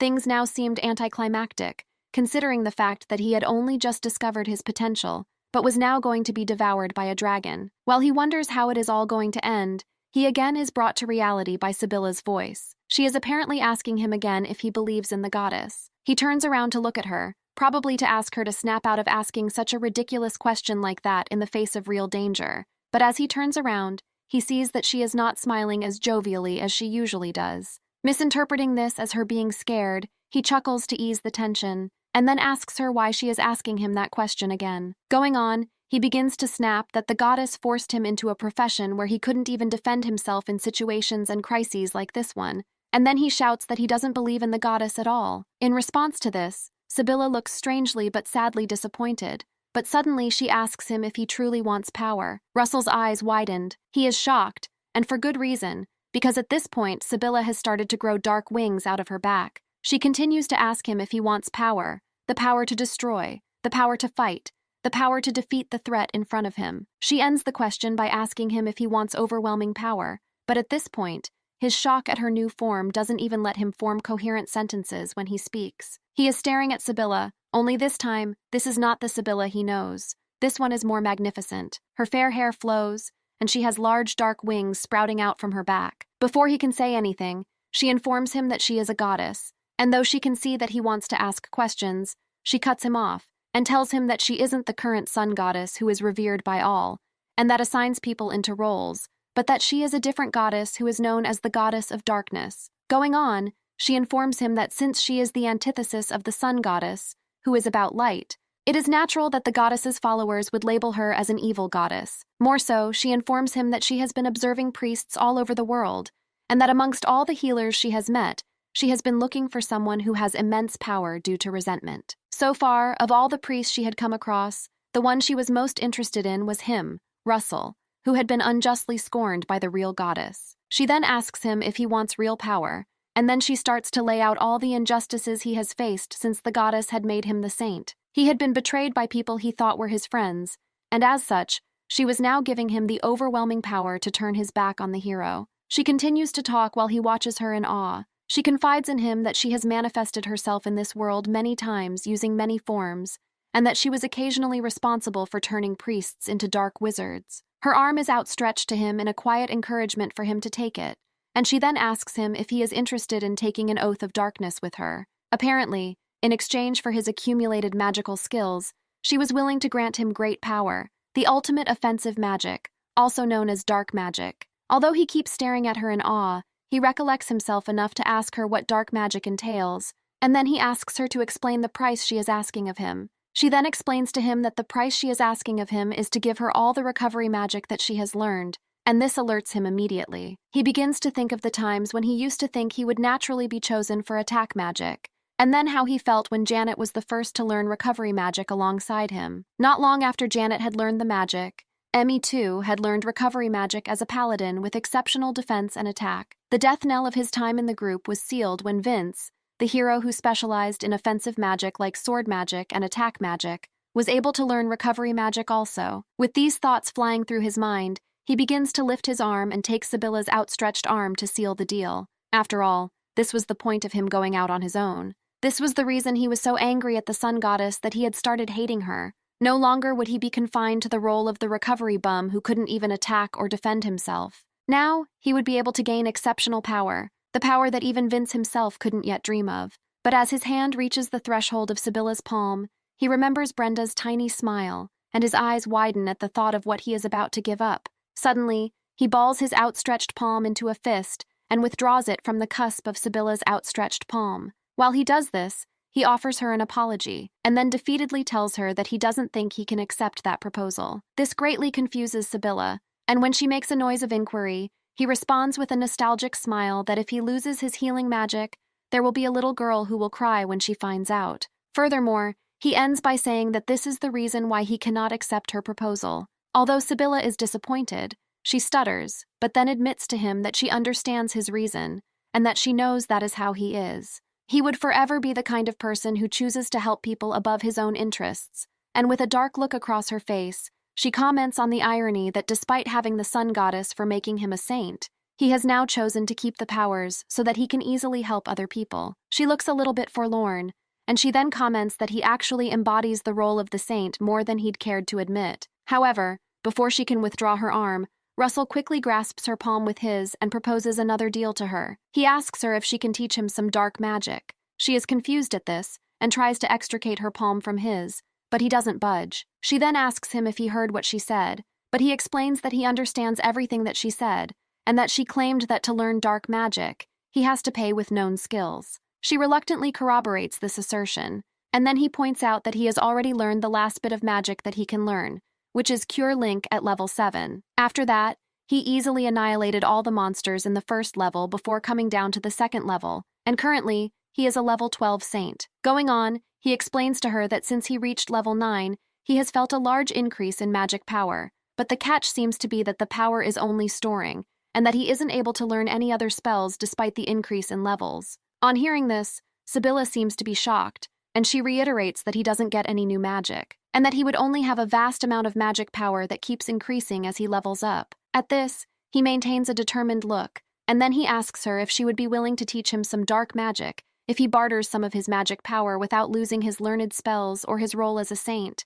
Going on, he mentions that she was the one who saved him and showed him how useful his powers could be, and that even though he doesn't believe in the sun goddess, he believes in her, Sibylla, the goddess of darkness. His eyes well up at his speech, and he again asks her to reconsider the oath of darkness she is offering to him. His determination impresses her, and she smiles at him, then suddenly starts to recite the declaration that would give him the ability to use dark magic. She declares the preservation of his status as a saint, but also declares that from now on, he would also be a great dark wizard. She then converts his magic powers, and seconds later, it is over. He now finally has the ability to use dark magic alongside his healing powers. He gets to work immediately. Calling on the deep well of new power surging within him, he uses the dark arrow spell, and this powerful spell fizzes across the air and knocks down the dragon without much difficulty. The dragon roars in pain but immediately gets up, and then Russell readies another blast of magic. Before he lets go, he thinks about Vince, about the fact that after years of hard work, he was always the secondary character to him. Now, though, he had power of his own, and he is now convinced that he has finally caught up to his former friend. As he crosses his sword, he uses the Enchant Dark spell, both verbally and non-verbally, for the double effect, and suddenly, his sword lights up with black lightning, crackling with forbidden energy, and threatening the dragon with the promise of pain and defeat. The dragon squares up to him, roaring and billowing flames in anger, but the new great dark wizard enters into his attack stance. This is going to be a very serious fight. The dragon then roars at him again, and Russell readies his sword, prepared for whatever the dragon throws at him. The sword is still crackling with dark energy, and Sibylla, the dark goddess, stands by the sidelines watching the scene with curiosity. The dragon charges, and immediately, Russell summons the dark javelin spell again. A circle of dark sigils appears in front of him, and from them, a stream of dark energy bursts through. The energy hits the dragon indirectly, and the dragon recoils wounded and almost defeated. Although the dragon has strong scales that protect it from any harm, those scales do not seem strong enough to withstand the onslaught of Russell's attacks. Within seconds, the dragon is defeated, and Russell walks over to it, confident that he has put down one of the strongest magical creatures that exist. Despite the fact that he didn't quite manage a direct hit, it seems like his new powers still were able to take the dragon down, and he smiles, proud at the fact that he now has attack magic that he can use. However, the dragon suddenly wakes up and fires a blast of white hot at the great wizard from its mouth. Alarmed, Sibylla screams his name, but when the dust clears, another dark arrow spell shoots up from the ground, and Russell appears before the dragon, unscathed and unharmed. Apparently, before the dragon's attack had hit him, he had instinctively used the wind barrier to withstand the blow. He had activated it without reciting again, stunning Sibylla and impressing her that he seemed to be able to use both the powers of the saint and the great wizard at the same time. Worried, she yells at him and demands that he should not dare to die, and he responds to this by hefting his sword, and then saying that he would not die after coming this far. Suddenly, the dragon comes for another attack, this time a frontal one. It tries to slam him off his feet, but Russell blocks the blow with his wind barrier, and it breaks because it is not a double barrier like the one he conjured up before. The dragon hits him away, and he is pushed back, flying. As he is flung through the air, he thinks about the fact that he has had a long journey, and he promises himself that this journey is not going to end here. He has a bleeding lip, but with a confident smile, he immediately uses the extra heal spell, and then lands on his feet as agile as a cat. Facing the dragon, he taunts it, calling it a big red lizard, and telling it that without the instant death spell, there is nothing it can do to defeat him completely. They charge at each other again, the dragon out for blood. Russell is determined not to be defeated when he is only just starting his story. With one large, powerful swipe, he slices the neck of the creature, and just like that, ichor gushes out of the creature's severed neck, dripping all over him. Now that he has defeated the creature, Sibylla runs to him, shouting excitedly at him and healing him with praise, calling him a dragon slayer. With tears of pride in her eyes, she thanks him, but with the blood of the dragon still all over him, he responds that he should be the one thanking her. He takes one full glance at her, and then asks her if her wings have gotten bigger, to which she replies affirmatively. According to her, they had not only just gotten bigger, but also darker, since she took the oath of darkness with him. As a result of this oath, her status as a goddess has risen again, and on hearing this, Russell congratulates her. She then informs him that he is covered in dragon blood, and he replies that he would have loved to have magic that could cleanse him, but that he didn't learn any as a saint. At this, Sibylla then tells him that the cure skill also has a cleansing effect, and although this shocks him, she reiterates that the saint's healing abilities also serve to heal and chase away fatigue. On hearing this, he immediately performs the cure spell, and although the dragon blood cleanses off him, his robes no longer retain the white color that they used to be. Instead, they have turned a very dark black color. This comes as a surprise, and he immediately asks her why his clothes are a different color, even though the spell cleansed his body of the dragon blood. Initially, Sibylla only mutters the word, black kite, and when she notices his confusion at her words, she informs him that there is a bed known as the black kite. He is still confused, and he asks her what she is talking about. She then begins to explain to him that if the cure spell didn't have a cleansing effect on his robes, then that means that it didn't perceive the dragon blood as dirt. For example, she explains that salamander blood is heat-resistant and is always used for dyeing. Magical creatures usually have magical properties in their blood, so the blood of a dragon must have a powerful magical effect that is now spread across his robes. She then comments that although his tunic was already very impressive and powerful, it would now become even more so now that it has the blood of the dragon spread across it. However, Russell then comments that he doesn't see what this has to do with the black kite like she said. At this, she begins to explain to him the significance of the creatures. She starts by mentioning how, once upon a time, in a country that once loved the bird, the black kite was considered to be an omen of victory. There was a saying that went, "The white cloth is stained with blood, and the bright gold thread replaces the blood." Furthermore, the first thing that the locals would think about when they first saw him is the black kite. Apparently, this is supposed to be his new name. Russell then approaches the dragon and charges his sword again with the Enchant Dark spell. With one swipe, he slices the dragon's chest open, and as he does this, he tells Sibylla that one of the rewards of slaying a dragon is dragon meat, and as he searches through the dragon's body, he finally reaches its heart. On seeing this, Sibylla advises him by telling him that it usually would be cooked a little before eating, but then again, there is the problem that fire dragons don't burn or freeze in the first place. With that in mind, they decide to eat it raw. At first, Russell voices his reservations about doing such a thing, but Sibylla informs him that the heart of a dragon deteriorates quickly, and that it cannot be frozen. She reiterates that it is a rare delicacy that they would only be allowed to eat after they have slain the dragon. However, she admits to him that she hasn't eaten one before either, and then, the two of them decide to finally eat it raw. Though they approach it with apprehension, they soon find out that it tastes normal, not like the sweetness of a fruit, but like the creaminess of a buttery baked good. After eating it, Russell goes up another level, and Sibylla explains that it is nothing surprising, considering that they have bested a dragon in combat. Also, those who eat the heart, which is a massive life force and magic, also become much stronger without doing anything. Initially, he had reverted to level 4 after changing his profession to become Great Dark Wizard. He was now at level 7 of the role. On seeing this, He is awed by the fact that he has gotten so much more power just by eating half of the heart, and it is at this point that it occurs to him that he ate just half of the heart. Annoyed, he turns to Sibylla and expresses light indignation, telling her that he was the one who defeated the dragon in the first place. In response, she smiles gleefully and informs him that she is now a level 21 mage, and to this, Russell wonders how she achieved such a jump, considering that she was a level 8 mage when they entered the dungeon. Giving up, he sighs, and then mentions that if it wasn't for her, he wouldn't have been able to kill the dragon in the first place, so a 50-50 split of the bounty is fair. They turn back to the corpse of the dragon, and then Sibylla informs him that dragon scales are a famous rare material for strong armor, but that the number of scales they have now would be more than enough for the both of them. Sibylla comes up with a solution for this by suggesting that the villagers of Adria would be able to use it. Later that night, Russell settled for a meal of dragon meat on a stick and a beverage.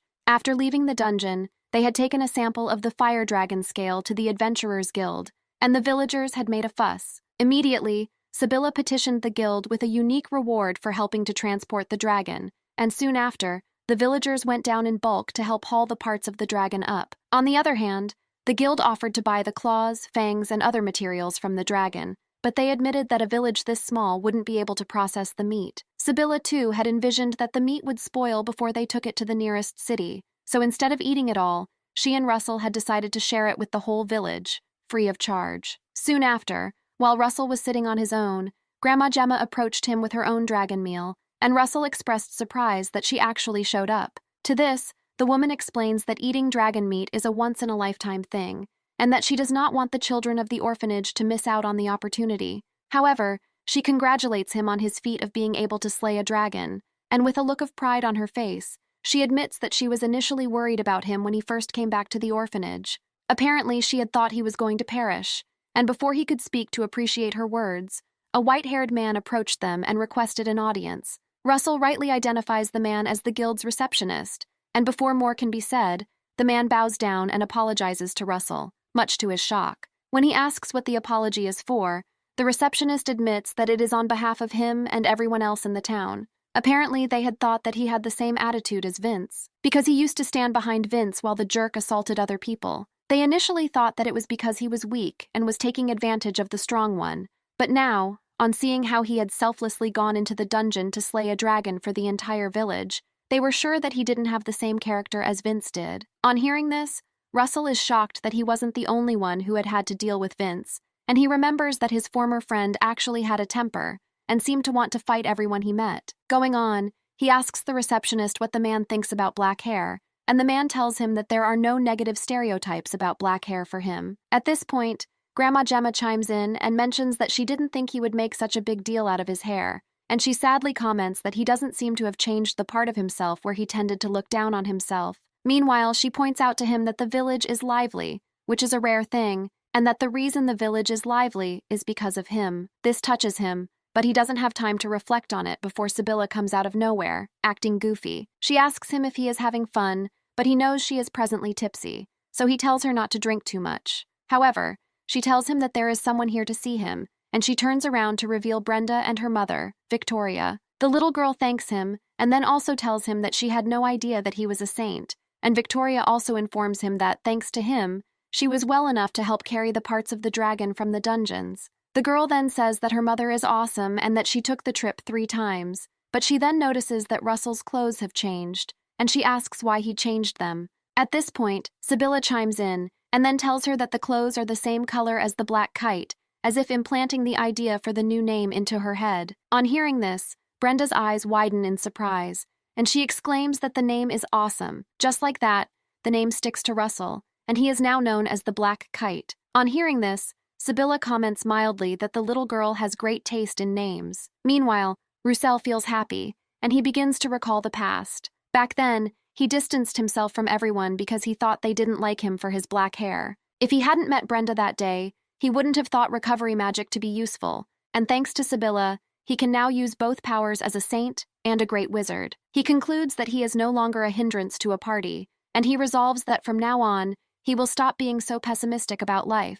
On the other hand, Brenda and Sibylla can notice the smile spreading across his lips, and they look at him surprised because they haven't seen him smile that wide before. With a smile, he remarks that he likes the Black Kite name, Meanwhile, in the Hammond dungeon, Vince, Katie, Emmy, and Janet are having trouble battling with the Minotaur. The creature knocks Emmy down, and while her friends shout in alarm, she decides to recover and regroup quickly with the others. Although she uses her recovery magic, she finds that it is not enough, and suddenly a voice asks her what she's doing, and she looks up to see Vince. He uses his own heal spell on her, and then he tells her to heal faster, or things will get dangerous for them. To this, she responds that she already has done the spell on herself, but he yells at her that she couldn't have done it. Meanwhile, the Minotaur breaks through Katie and Janet's ranks and heads for them, even though they are regrouping. On seeing this, Vince waits until the creature is close, and then he plunges his sword deep into the creature's head. It collapses, and suddenly the battle is over. Immediately, Janet asks Emmy if she is okay,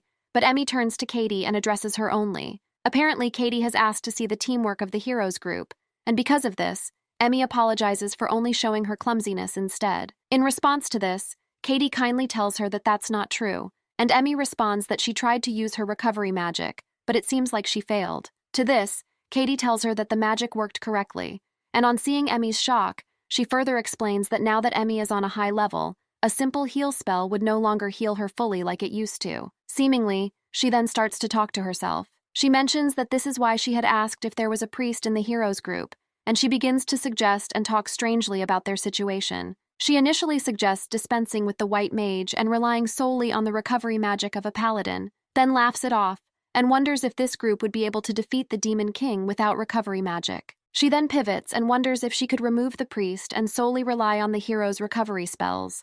Again, she mentions including a martial artist as the vanguard and removing the hero and the grand mage or sage. She also wonders if she should include a holy sword and remove the priest, but then she concludes that this would not be possible for the defeat of Demon King. While she seems lost in speculation, the only person who seems to notice the weirdness is Emmy. With wide eyes, she stares at the beautiful woman and wonders what she is talking about. It seems like there is more to this woman than meets the eye. His old memories flashed before his eyes. He remembered a time when all his teammates were getting stronger every day, but Russell was stuck. He couldn't join fights because of his saint status, so he couldn't gain experience. He knew he needed to defeat enemies to level up, but he felt stuck, useless, and unable to do anything. All he had was his healing wand, which wasn't helpful in fighting monsters. He knew if he didn't act now, he might never get another chance, but he felt trapped and couldn't join the fight, even though he wanted to. Suddenly, Sibylla's voice calling his name snapped him out of his thoughts. She asked him if he felt tired from yesterday's fight. She warned him not to lose focus because dungeons can be dangerous. Russell said he just remembered his old team for a moment. Sensing his emotional state, Sibylla offered him a comforting shoulder and asked if he was sure he wanted to do this now. The Demon King's goal in Adrian's dungeon was to invade the village and eliminate the Shield Paladin from the heroes group. Completing the conquest of the dungeon would help the heroes group that had kicked him out. With a calm expression,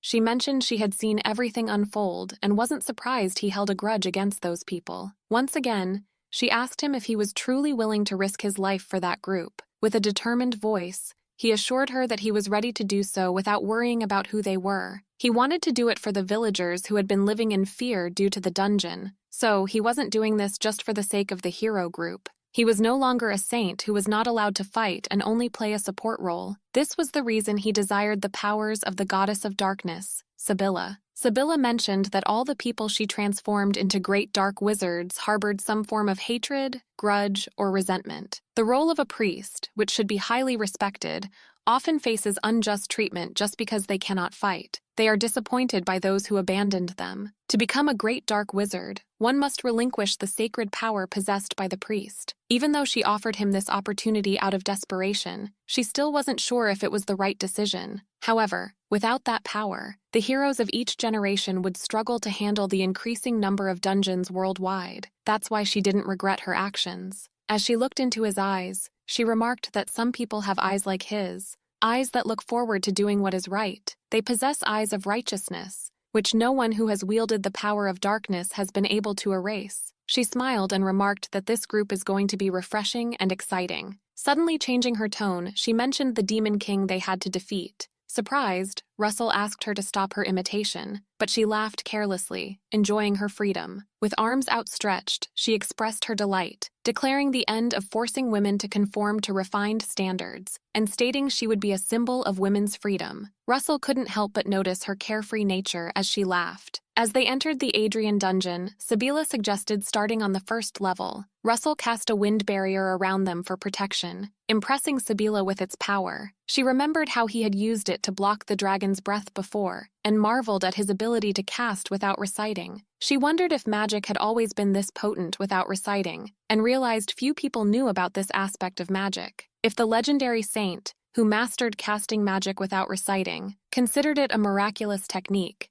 it's possible she knew about double recitation. A normal human like Kathleen or another magic-knowledgeable woman might have taught Russell spells activated by the voice in his throat, applied to the voice in his head, which requires intense focus to succeed. Even accidentally, it's natural for the magic to be activated out loud. Sabila cast the spear of fire at the goblin, tearing it into 2 pieces. However, it exhausted her, and she couldn't perform double recitation. Running out of magic during exploration spells death for a mage. It's why double recitation isn't typically done unless the mage has inexhaustible magic power like Russell's. She decided to stay back during today's exploration, even in a sequence of boss battles. Russell remained determined to defeat the Demon King and bring peace to Adrian. Despite the risk, his determination was unwavering, even in the same place where it was killed last time. As they reached the dungeon, they were shocked by its condition. The dungeon's floor had changed from purple to red, much to Sabila's frustration. She explained that the Demon King, the dungeon's creator, had initiated a dungeon change. Russell asked her about its significance. She clarified that the dungeon's floor color changes across its upper, middle, and lower levels. Yesterday, the second level, middle level, was entirely reconstructed from the bottom layer, indicating that the Demon King had descended further down along with the lower level. Russell questioned why such changes were necessary, suggesting that summoning strong monsters from nearby surfaces could accomplish the goal of attacking the village.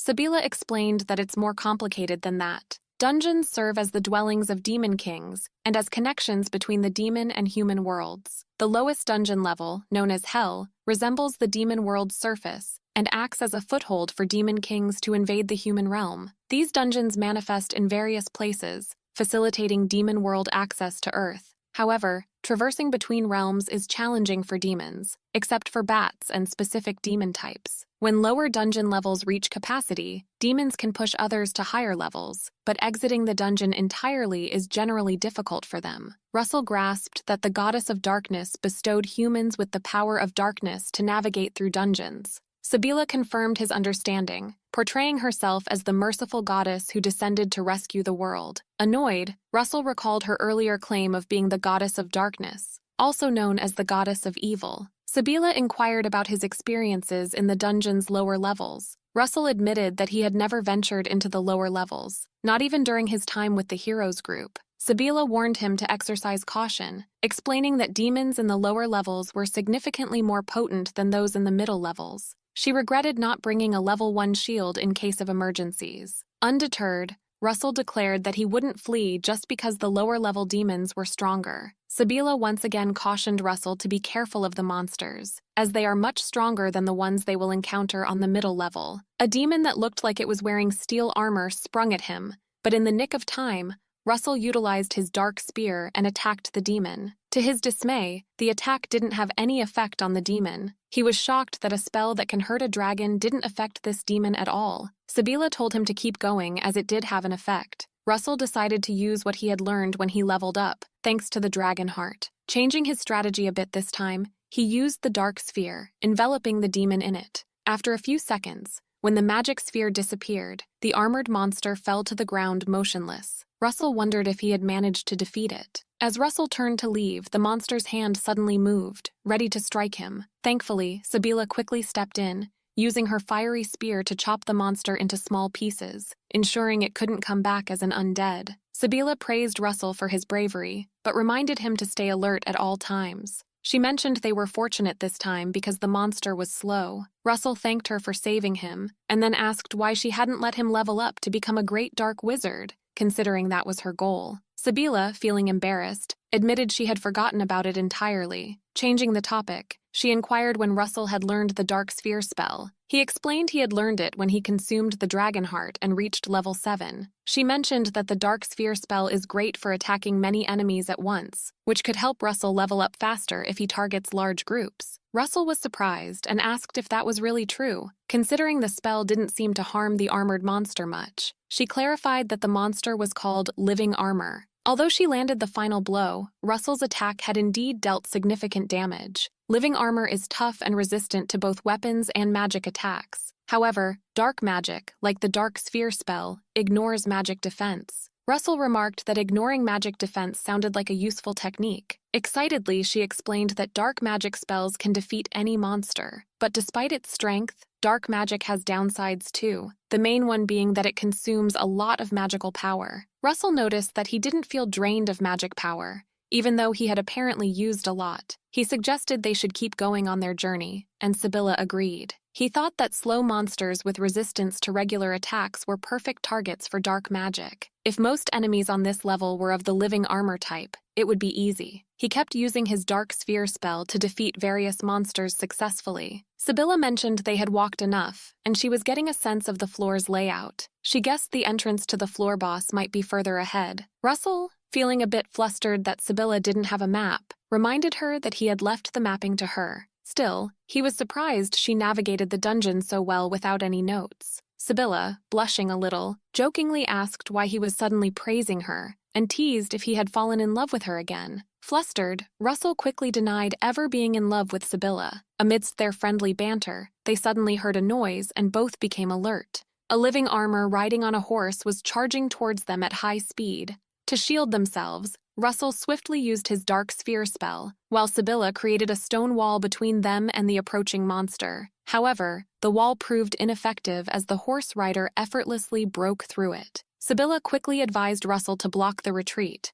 Russell cast Dark Sphere once again. He asked why she alternated the recitation. She explained that she was trying to change the timing between the recited and unrecited spells. When casting a series of spells, one is inevitably limited by the speed at which they can cast each one. There's a limit to how fast one can cast multiple spells simultaneously. If a spell is cast when someone recites it, the next one will be cast immediately without reciting. By staggering the use of magic with voice and mind, the next spell is activated without recitation. Russell listened attentively to Sibylla's explanation and thought he could replicate the alternating spells technique.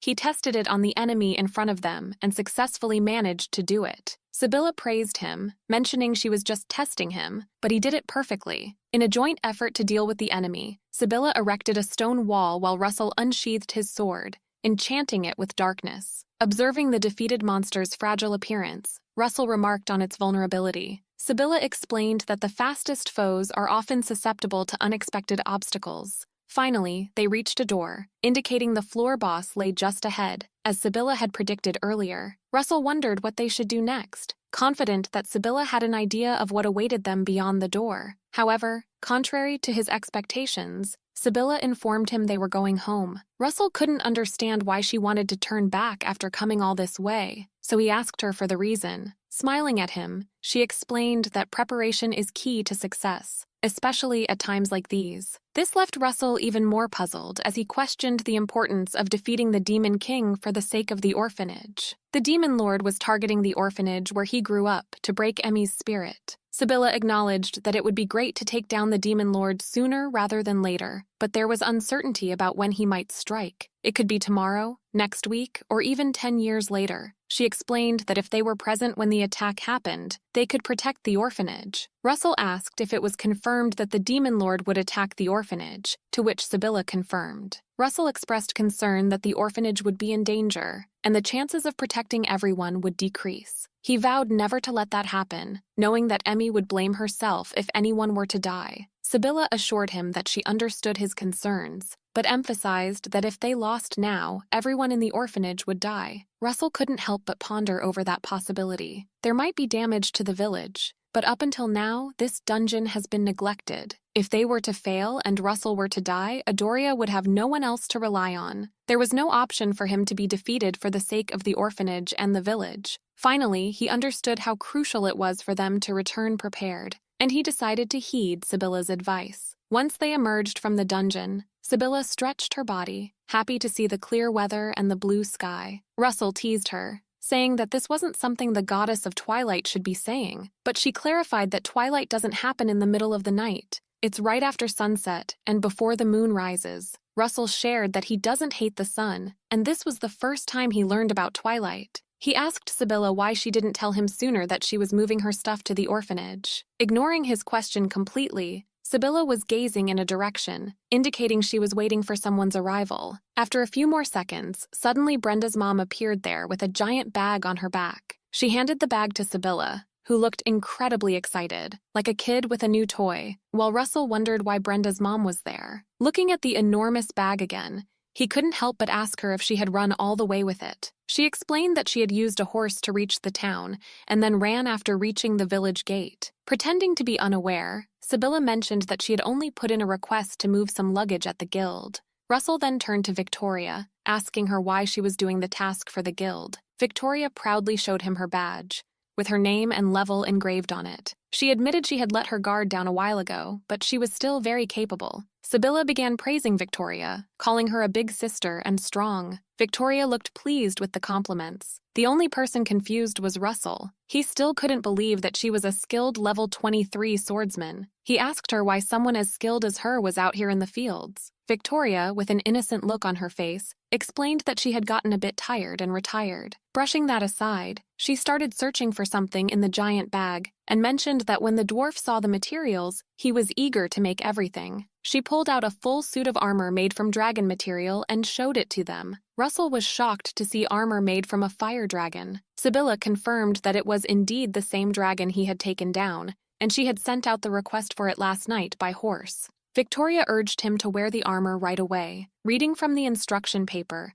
Sibylla explained that the armor was not only flexible, but also light and easy to move in. Russell agreed, noting that the armor was incredibly light and didn't hinder his movements at all. From the outside, it seemed very tough, appearing resistant to typical blades and fangs. His attention then turned to the sword and shield. Holding both in his hands, Russell remarked on the high quality of the sword, crafted from the fangs of the fire dragon, and noted that both items were quite large in size. However, he expressed concern that they occupied both his hands, preventing him from using dark magic. If he had to choose just one, he'd prefer the sword. Seeing his confused expression, Sibylla guessed that he might be worried about freely swinging such large items in dungeons. Indeed, Russell asked if he might accidentally hit a wall and cramped spaces. Sibylla suggested that if he enchanted the sword, he could probably slice through the walls instead. Russell mused about the possibility of combining his dark magic with these high-quality dragon materials, making everything much easier. He asked if it really only took one night to send the request and receive all these items back.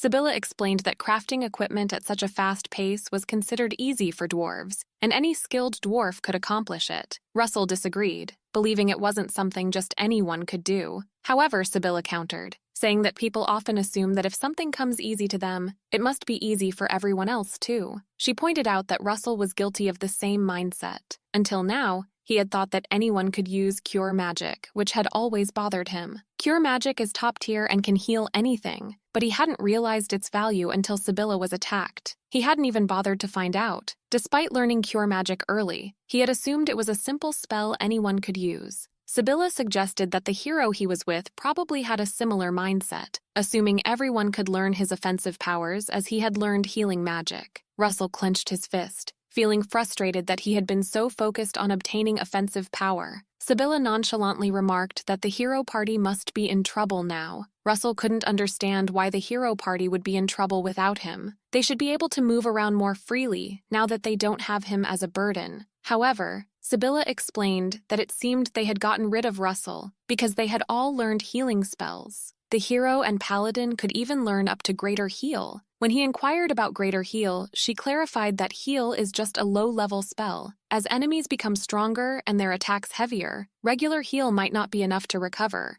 so Extra Heal is considered super special. Before reaching Greater Healing, there's Extra Heal, but the Saint is special because they can skip these steps. The Sage can learn Extra Heal too, but unlike the Saint, the level requirements are incredibly high, indicating that the hero party must be struggling greatly. If any of them can use Greater Healing, They should manage the middle floors fine, but they'll struggle to clear the lower levels. Meanwhile, Janet proudly showed off her newly learned greater healing to Vince and Emmy. She explained that she had been working really hard to master this advanced healing magic, reminding Vince of a past incident in the dungeon where Emmy had to cast heal twice to fully restore them. Janet emphasized the need for a dedicated healer if they wanted to explore the dungeon consistently. She proposed a solution to prevent a repeat of what happened with Russell, declaring that she would take on the healer role from now on. Emmy tried to object, stating that she was also in charge of attack, but Janet insisted that they had plenty of attackers and that she could handle both healing and attacking simultaneously. She firmly stated that all healing should be left to her alone, and this decision was not up for debate. This assertiveness from Janet was a first for them,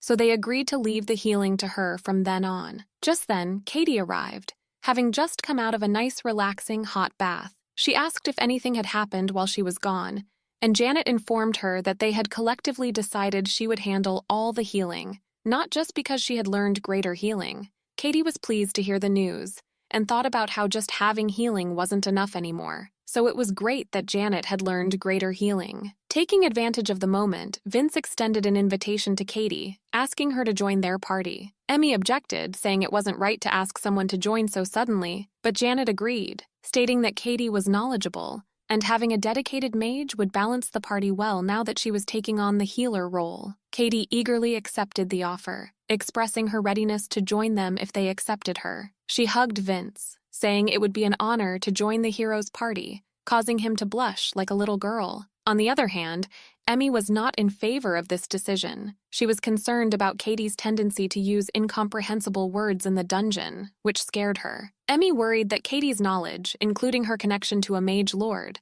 might pose risks they weren't prepared for. In terms of combat, Katie was on par with the hero's party, and if she joined them, they would be stronger than ever before. However, since Russell left, they needed a healer, and Janet decided to step up and fill the role herself. She felt saddened that everyone seemed to be forgetting about Russell so easily, their childhood friend. At night, Emmy woke up to get some water and noticed that Katie wasn't in her bed. Concerned, she left her room to check on her and found Katie standing in front of the window, muttering incomprehensible words while gazing outside. It seemed like she was having a conversation with someone in her head, but Emmy couldn't understand what she was saying at all. Making sure not to make any noise and alert Katie to her presence, Emmy quietly retreated and returned to her room. As she lay back in bed, her mind was still preoccupied with thoughts about what Katie had been saying. She pondered whether it was truly for the best that Katie joined their party. Now that the party was finally shaping up, she didn't know what to say to Janet and Vince. She couldn't help but think about Russell and what he would have done in this situation. The next day, the party went to the Hammond Adventurers Guild and were surprised to see so many people gathered there. Vince wondered why it was so noisy in the morning. They overheard other adventurers talking about dwarves' men bringing something amazing to the guild and causing a scene about it. Upon inquiry, they learned that the amazing material was none other than the fire dragon scales.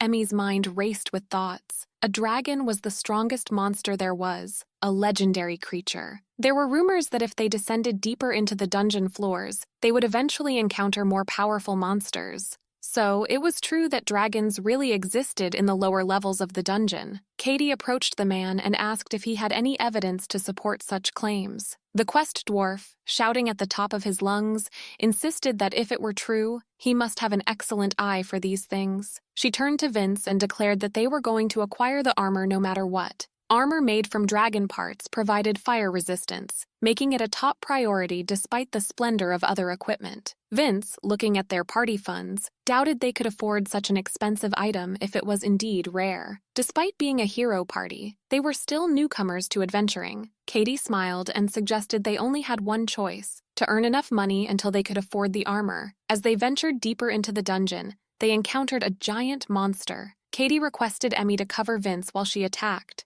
Swiftly utilizing her magic, she defeated the monster with ease. Afterward, she turned to Vince and Emmy, asking how she had performed. She was relieved to see that the two of them were unharmed. Katie began muttering strange words again, as if conversing with someone inside her own head. Emmy was really disturbed by this behavior, and even Janet noticed her distressed expression, but chose to remain silent. After they exited the dungeon, Janet approached Emmy to discuss the issue. Emmy, in good spirits, initially praised Janet for her exceptional healing skills. However, Janet suddenly asked if there was any problem with her. Emmy was taken aback, but decided to seize the opportunity to share her concerns about Katie. She wanted to tell Janet about what she had witnessed the previous night, and how Katie always seemed to be involved in mysterious things, which made her uneasy. Meanwhile, Sibylla informed Russell that they were done acquiring new equipment for the time being. Russell thanked her for helping him prepare for the upcoming fight so meticulously. Now armed with a sword and shield made from parts of a fire dragon, he was determined to demonstrate their true strengths to the floor boss.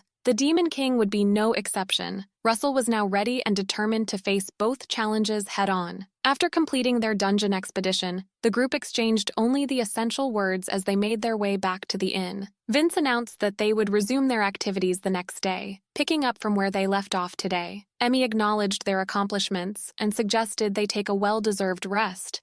However, Vince's tone turned hostile as he glanced at Russell, insinuating that some members of the group hadn't exerted themselves at all. Russell understood the underlying tension and felt the weight of his own ineffectiveness. He had spent the day watching his companions fight monsters, feeling left behind as they gained experience and leveled up. Russell grappled with frustration and a sense of purposelessness. As a saint with only healing powers, he struggled to find a way to contribute meaningfully to the party. Feeling clueless and isolated, he wondered how he could ever catch up. Despite their past camaraderie and mutual support, he couldn't shake the feeling of being a burden. Memories of Amy's caring gestures, like fussing over a small cut, only served to highlight his current predicament. As Russell awoke from his nightmare, he found himself unable to recall its details, only the lingering sense of dread. Peering out the window, he noticed the faint light of dawn, reminiscent of twilight, which brought to mind Sibylla, the self-proclaimed goddess of twilight. It was through his contract with her that he, a saint, had gained the mage lord profession and the ability to wield dark magic. Now awake, sleep eluded him, so he ventured out of his room, drawn toward a source of light. Outside, he encountered two girls conversing. One of them, Frederica, was a familiar face from his past.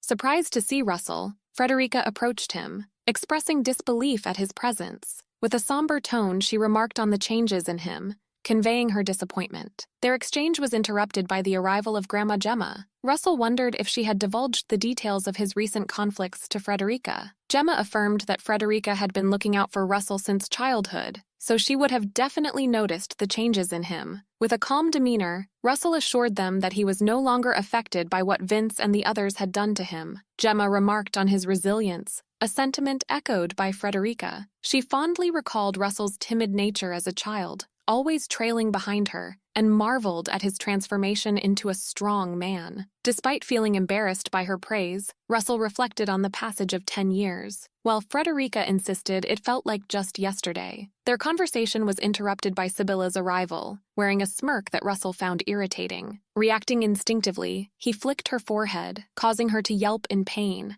Apologizing for his actions, Russell greeted her and Frederica, who returned the greeting with a warm smile. Sibylla teasingly remarked on Frederica's sudden protective behavior towards Russell, to his confusion. He couldn't fathom how the pious Frederica could imagine Sibylla as anything other than a quirky individual, let alone a real goddess. Leaving the orphanage, Frederica inquired if they were heading to the dungeon again that day. Russell affirmed their mission, stating that they couldn't allow the dungeon's monsters to remain unchecked any longer. Before parting ways, Frederica embraced Russell gently, urging him to return safely. Russell reassured her, expressing confidence in both his abilities as a saint and the new equipment provided by Sibylla. With a sense of determination, they set off for another day of dungeon exploration, ready to face whatever challenges lay ahead. As they departed, Grandma Gemma wore a worried expression, advising Russell to avoid any reckless actions and ensure his safe return. Russell reassured them both, promising to return unharmed, and they set off on their journey. After some time, Sibylla affectionately remarked on how loved Russell was by others. Russell proudly acknowledged that he received more love than he felt he deserved. Despite not knowing his parents' faces as a child and having nowhere else to go, he always found solace at the orphanage. Surrounded by people who cared for him, he was determined to protect the orphanage at all costs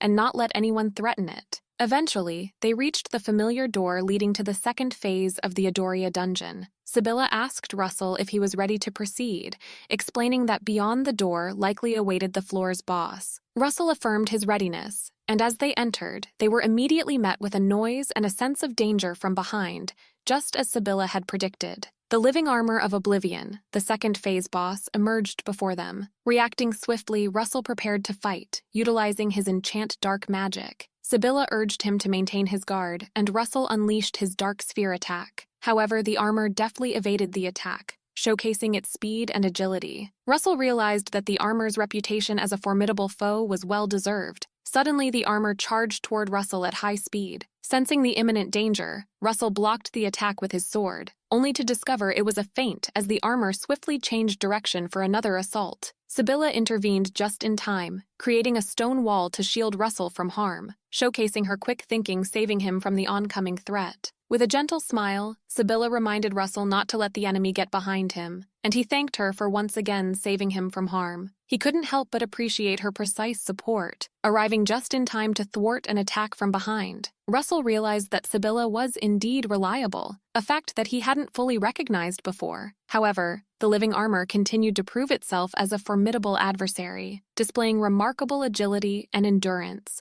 It was exactly the type of excessively evasive enemy that August had warned him about. Recognizing the challenge they faced, Russell decided to entrust the defense to Sibylla, making her proud that he was finally willing to rely on her abilities. Utilizing his repetitive dark sphere magic once again, Russell surrounded the living armor from all directions. To their surprise, the living armor changed tactics, leaping into the air and aiming directly at Sibylla instead of Russell. Sibylla attempted to counter with her flare sword magic, but the armor deftly dodged the attack. She realized that the enemy had been biding its time, concealing its true strength until the opportune moment. With their combined efforts, they finally managed to defeat the living armor. As they observed the motionless body of their fallen foe, Russell couldn't shake the feeling that the floor boss for these lower levels was unusually strong. He praised Sibylla for her magic, expressing his gratitude for her invaluable support in battle. Suddenly, they sensed a presence behind them. Sibylla whispered to Russell that it was time to enact Plan B, surprised that their particular enemy had chosen this moment to appear. Russell agreed, noting that his previous use of dark magic had drained him quickly, but had also proven incredibly destructive. To their shock, they realized that the corpse of the living armor had disappeared, indicating a sinister turn of events. It seemed that their encounter with the living armor was merely a prelude to an even greater challenge, the appearance of the Demon King himself. The Demon King acknowledged Russell's skill, but noted his exhaustion after using so much dark magic, setting the stage for a daunting confrontation. The Demon King remarked that the living armor of Oblivion was weakened, and acknowledged the horrifying power of Russell's dark magic. Russell questioned who had informed the Demon King about his abilities, but the Demon King evaded the question, laughing instead. He proposed having a conversation,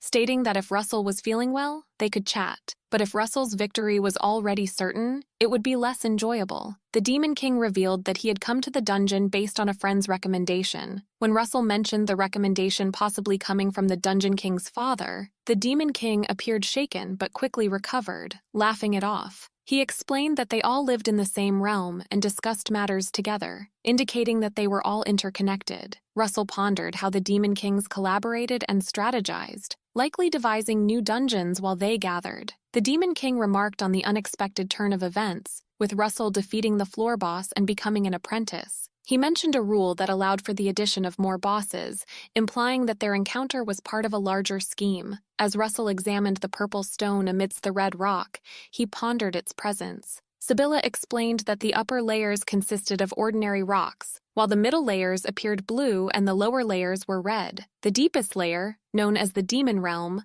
was characterized by purple stones. Observing a pile of purple stones, Russell recalled that Sibylla had created a stone wall with the ground, wondering why the stones had turned purple. Suddenly, a realization struck him, and he asked the Demon King if he had changed the color of the ground. The Demon King chuckled and confirmed his suspicion. Russell observed as purple walls emerged between the red ones, indicating that the dungeon was being created. The Demon King revealed that the entire floor had been crafted to deceive Russell into believing it was the lowest layer. Understanding the situation, Russell realized that the living armor of Oblivion was so formidable because it was the floor boss of the lowest layer. The Demon King's manipulation extended further as he planted doubts in Russell's mind about Sibylla. He questioned whether Russell truly believed that the woman standing behind him was his ally. Sibylla remained silent, adding to Russell's uncertainty. The Demon King, realizing that his attempts to persuade Russell were futile, expressed frustration at the situation. He lamented the madness of all the players involved in the game. The Demon King scoffed at the notion of Russell resorting to using an enchantment as a last resort after exhausting his magical power. Feeling that the time had come for the final showdown, the Demon King declared that Russell should behold his true form before their impending battle. With anticipation, he wondered how long Russell would be able to endure once the true excitement commenced. The Demon King morphed into a terrifying, monstrous form, a sight that Russell had never encountered. With relentless fury, the Demon King unleashed a barrage of fiery projectiles, leaving Russell with no refuge.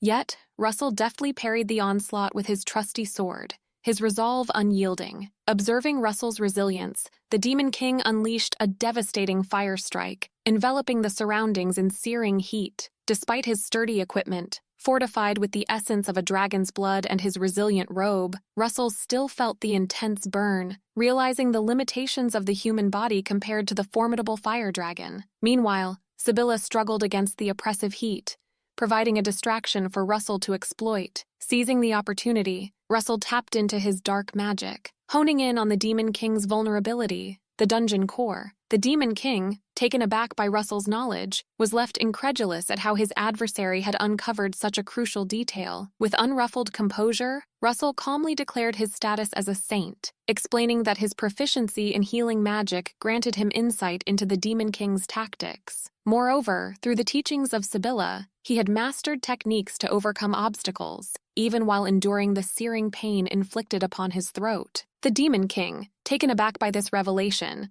questioned why a saint was not accompanying the hero. Russell's response, laced with strategic foresight, revealed their meticulous planning. Sibylla had foreseen the possibility of confronting both the floor boss and the Demon King successively, thus prompting Russell to enact their prepared strategy. Aware of the Demon King's penchant for altering the battlefield, they had anticipated his moves. Sibylla further elucidated that after expending considerable magical energy against the floor boss, any ordinary caster would succumb to exhaustion. Hence, the Demon King's guard faltered, leaving him vulnerable with his back exposed to Russell and his vital points laid bare. Russell's smile widened as he realized that the Demon King had unwittingly fallen into Sibylla's meticulously crafted plan. With a taunting remark, Russell branded the Demon King a loser, further fueling his frustration. Reflecting on his past, Russell marveled at how far he had come from being solely capable of healing magic to now wielding the power of the Black Kite Saint bestowed upon him by his cunning goddess. Executing his dark superhero magic once more, Russell ensnared the Demon King in an inescapable vortex of darkness, leaving him cornered and helpless. Sibylla, taking Russell's praise and stride, acknowledged her role in devising the strategy, but recognized Russell's unparalleled mastery of magic as the driving force behind its success. Russell reveled in his newfound strength and determination. Memories of his past achievements and the desire for recognition resurfaced briefly before he refocused on the present confrontation. Meanwhile, the infuriated Demon King,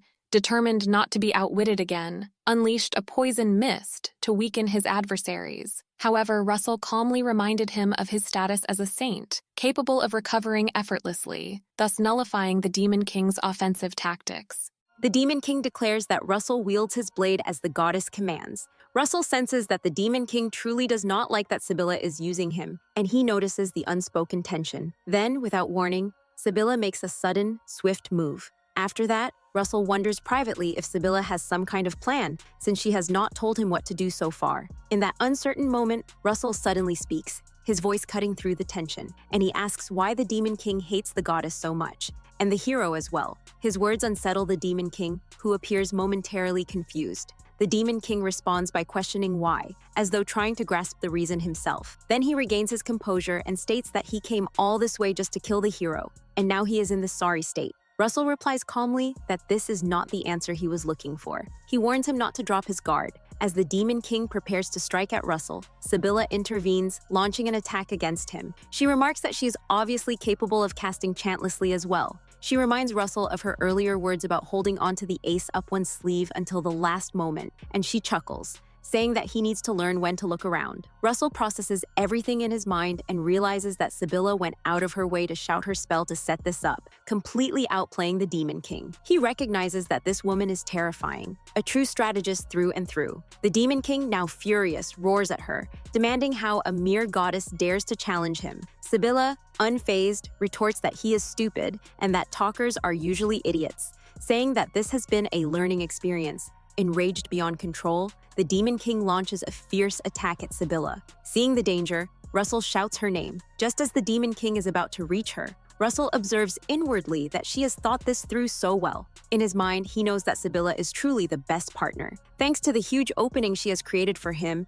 he is guaranteed to hit the Demon King with his complicated spell. With that certainty, Russell activates his skill, Abyssal Nail. After unleashing his most powerful attack, the Demon King suddenly falls, defeated. The once formidable ruler now lies lifeless, his body crumpling to the ground. Russell stands over the fallen Demon King and expresses his thanks for placing such a strong boss on the lowest level. He reflects aloud that because of that living armor of oblivion, he has not only turned into a level 10 Twilight Mage Lord, but has also learned a new spell. He acknowledges that Sibylla's advice was truly good. Then he pauses, smirks, and asks what the Demon King thinks of a punch from dark magic empowered by their plan. The Demon King, barely clinging to consciousness, attempts to speak. Russell looks down at him and remarks that it seems he cannot answer anymore. Russell marvels aloud, saying this is the first time he has seen Abyssal Nail double casted, and it was amazing. He admits that without the opening Sibylla gave him, it would never have hit twice. Sibylla responds that in all her years, only the Black Kite Saint could pull this off in a single strike, and she tells him that he is incredible. Russell smiles and replies, praising her for pulling off that chantless at the perfect moment and admitting he never expected anything less from her. With a shared sense of triumph, Sibylla and Russell raise their hands into the air in celebration. Sibylla then commends him for doing great, noting that changing jobs to Twilight Mage Lord and taking down the Demon King in 3 days is a new record even for her. Russell chuckles and says that if she says so, then it must be true, and he admits that it feels pretty good. In his mind, he reflects that he really can pull something like this off, leveling up as Twilight Mage Lord while still being a saint, though it feels strange. Sibylla adds that he has earned top marks and that she seems to have created something crazy here, if she does say so herself. Suddenly, Sibylla turns her head behind her, followed by Russell, and both are shocked to see that the Demon King is gone. As the Demon King flees toward the exit, he mutters to himself that he has left behind an after-image of a corpse and needs to move. While running, he reflects on the phrase he heard earlier, holding on to the ace up one's sleeve until the last moment. He chuckles to himself, admitting that this has been quite an experience and that it has been a lot of fun. Meanwhile, Sibylla urgently shouts to Russell to run, warning him that the Demon King is now determined to self-destruct. Russell, while running, exclaims in disbelief. Just as he speaks, the Demon King self-destructs, causing a massive explosion. After the explosion, Sibylla calls out that they are almost at the first floor and urges Russell to heal her quickly. Russell casts extra healing and Sibylla sighs in relief, noting that it restores stamina too. She says that with this, they will almost reach the entrance. They hurry out of the dungeon, and as they reach the exit, Sibylla shouts for Russell to close it. Russell uses his Abyssal Nail spell to seal the dungeon gate, causing the rocks to crumble and the entrance to seal shut. Sibylla then exclaims in alarm that they cannot stop what is coming, realizing that the magical blast is still a threat. She warns that if a magical blast that strong goes off, they are in danger of being caught in the explosion. Finally, the magic coating explodes massively. In his mind, Russell hears a familiar voice.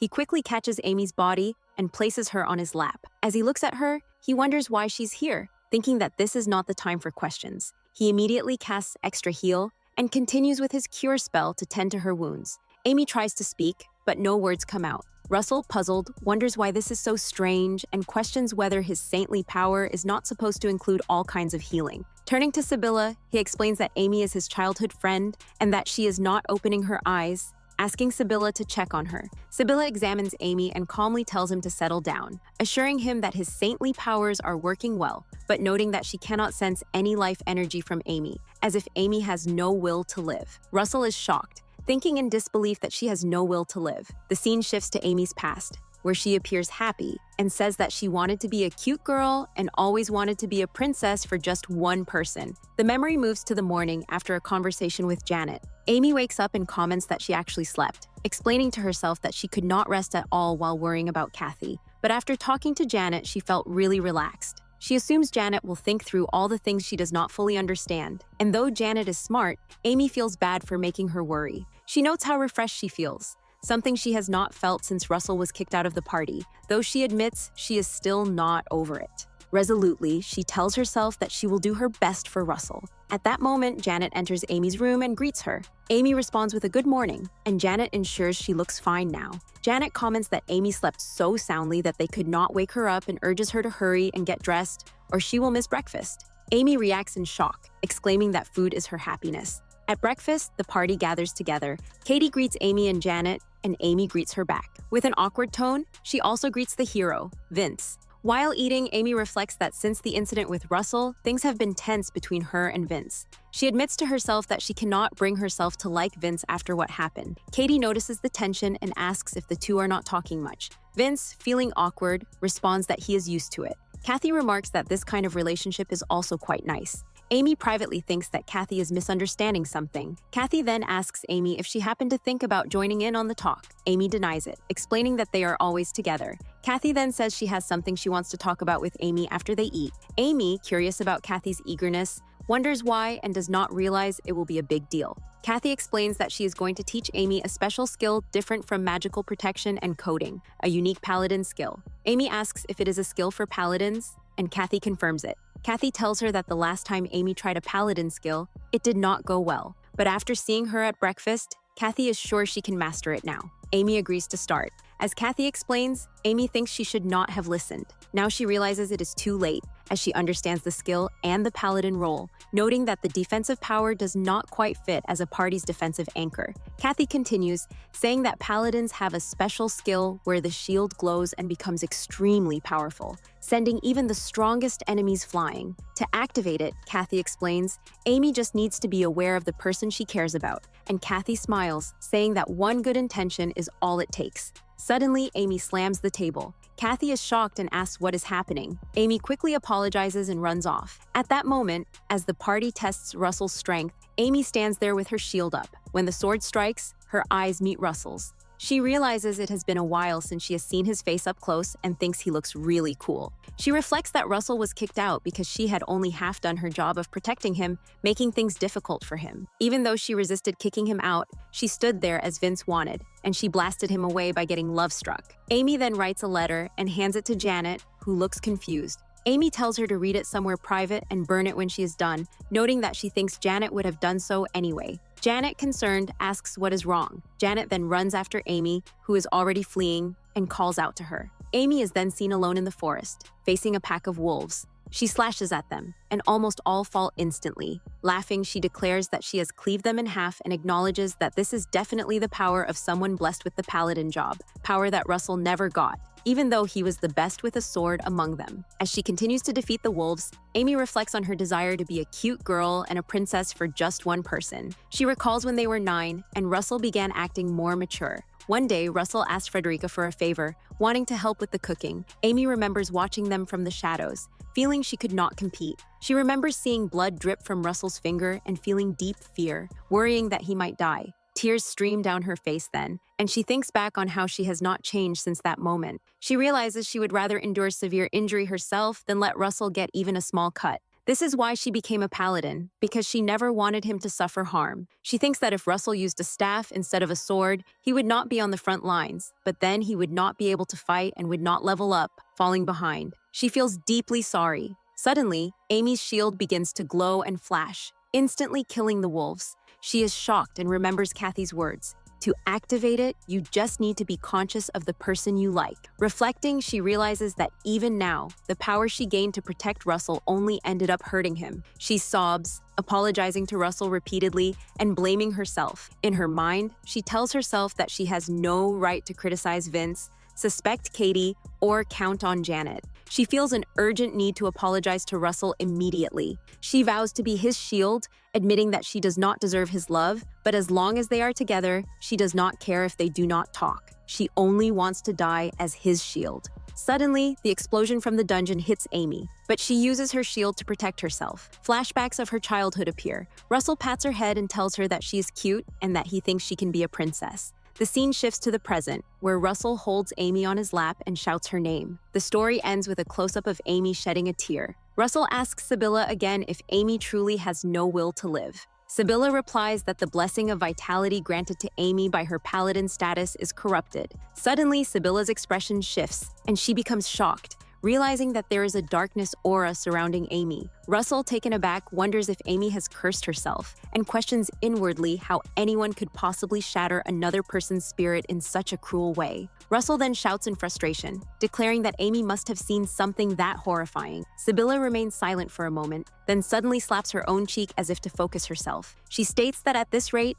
Amy will not wake up on her own, and that Amy herself does not want to. Therefore, she tells Russell that he has no choice but to force Amy awake, whether Amy likes it or not. Russell, confused, asks what she means by force her awake. Sibylla explains that the skill she used earlier to seal the Demon King's self-destruct is probably one of the Paladin's skills. However, she adds that there are specific conditions required to use that skill, and she begins to wonder aloud what those conditions could be this time. Russell repeats the word conditions, reflecting on it, and then admits that he has seen that light before. Hearing this, Sibylla urges him to tell her everything in detail. He reflects on that radiant light, the same one that protected them before. He remembers seeing that exact light when he was driven out of the party. During his match with Emmy, he recalls that the moment their faces drew close, he lost consciousness. He realizes that is when he saw the light. She asks him if he is certain about this. She then points out that in this case they have a lead, but he calls out for her to hurry because time is running out. She quietly agrees that he is right, while another thought crosses Russell's mind. Perhaps this is something Sibylla is hesitant to say.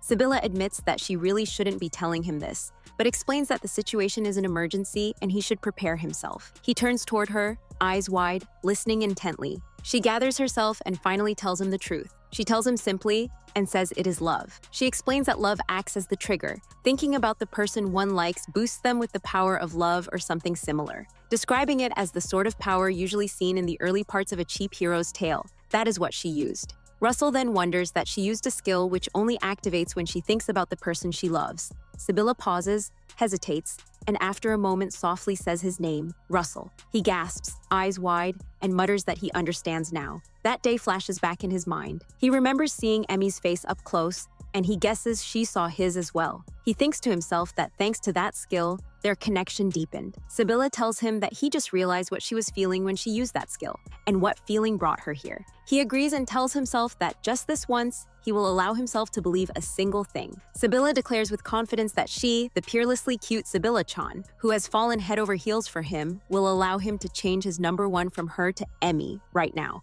He responds sharply, saying not to worry because she was never number one. She speaks again, saying that moreover she will have him become the Saintess. He, surprised, questions whether she means the saint. She corrects him, saying close, but not quite. His point of reference would be different. The narration then shifts with Sibylla's explanation, recounting the legend of the Saintesses, a tale of devoted love. Among the stories of the many Saintesses, one is said to be the most famous, known as the Saintess of Love. It is said that during the final battle between the hero's party and the greatest demon king, the hero sacrificed himself to protect the Saintess and struck a blow against the demon king. The Saintess cried, grieved, and offered a prayer. I don't care what happens to me, but please bring back the one I love. And to the Saintess, a miracle was granted. With miraculous magic bestowed upon her, the Saintess called the hero back from the land of the dead. In that moment, their love triumphed over the demon king. Sibylla declares that there is no such thing. She used to think a Saintess might perform those kinds of miracles, but she realizes now that she was wrong. She then comments that he figured out the trick behind the chapter called Prayer of the Goddess.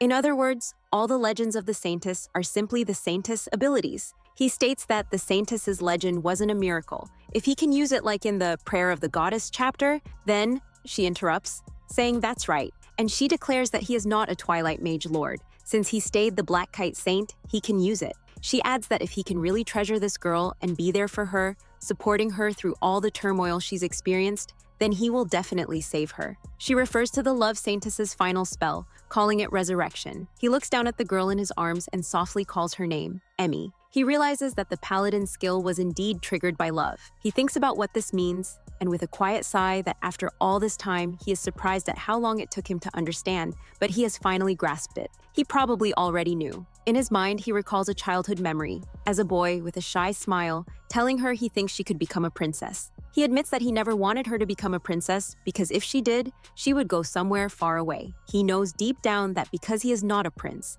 he could not stay by her side. And because of that, he now understands. He then speaks the spell, Resurrection. A brilliant light envelops them both as the power surges outward. The glowing energy radiates across the cliff where they stand, a powerful spectacle that lights the entire area. Emmy stirs with a faint groan, beginning to wake. He tells her that she overslept, so he has come to wake her up. He greets her gently with a good morning. She blinks, startled, and shock floods her face as she gasps, calling out his name, unsure if what she sees is real. He smiles slightly and teases, asking if he looks like someone else. She sees him and cries out his name, realizing it is truly him. She kneels, saying that she did some things she regrets. She pushed him to the back and kept him at that low level. And she wasn't trying to attack back then. He replies that he doesn't mind. She stares at him in surprise, and he responds that he should have raised his own level and contributed even if she didn't like it, and that he should have noticed how she felt and been more considerate. He explains further that he is now teaming up with a sorceress adventurer, and he's realized something. Just one-sidedly depending on someone doesn't make for a good party.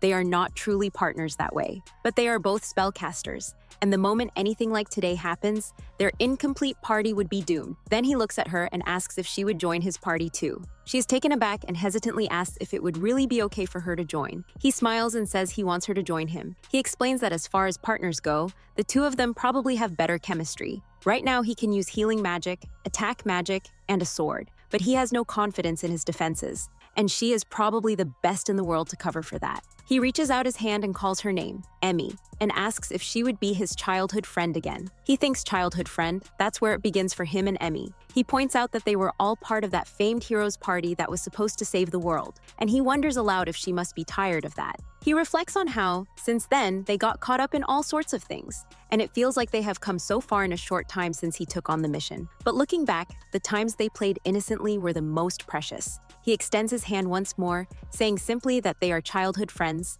She bursts into tears, smiling through them, and says she wants to be childhood friends with him again. Meanwhile, in their ex-party, Janet says that Emmy once had a completely ordinary male friend. Because she felt responsible for hurting this childhood friend, she decided she had to leave the party and apologize to him. Janet says that this happened after talking to Katie. Katie is shocked and says she cannot believe someone would say something so cruel to her. Vince says that Emmy went to see that male friend of hers, and he stretches with a sigh, admitting that he loses this time. And Janet softly calls out Vince's name. Back to Russell, Sibylla brightly says that she is sure they all have plenty to talk about, but she suggests that they should celebrate Adoria's newfound peace. Russell agrees that he is quite tired now. Sibylla says they will leave all the talking for tomorrow and that it is best to take a break today. Together, they turn and walk away as he says that they will do just that. Then he reflects that so much has happened, but he has finally done it. He thinks that he had taken down a demon king by himself, faster than Vince without a doubt. But then he shakes his head, denying that thought, realizing it is not true.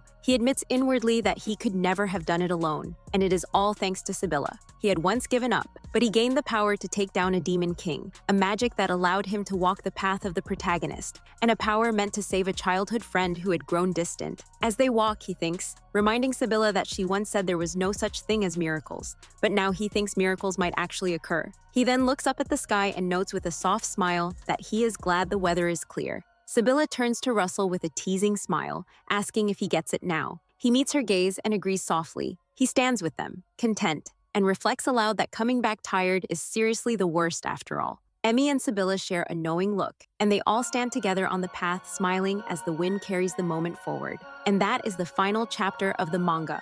Chapter 17. The manga already got axed, but if you want to continue the story, you can read the light novel, which is still being updated. If you enjoyed this, don't forget to hit the thumbs up button and subscribe to the channel. Thank you for watching.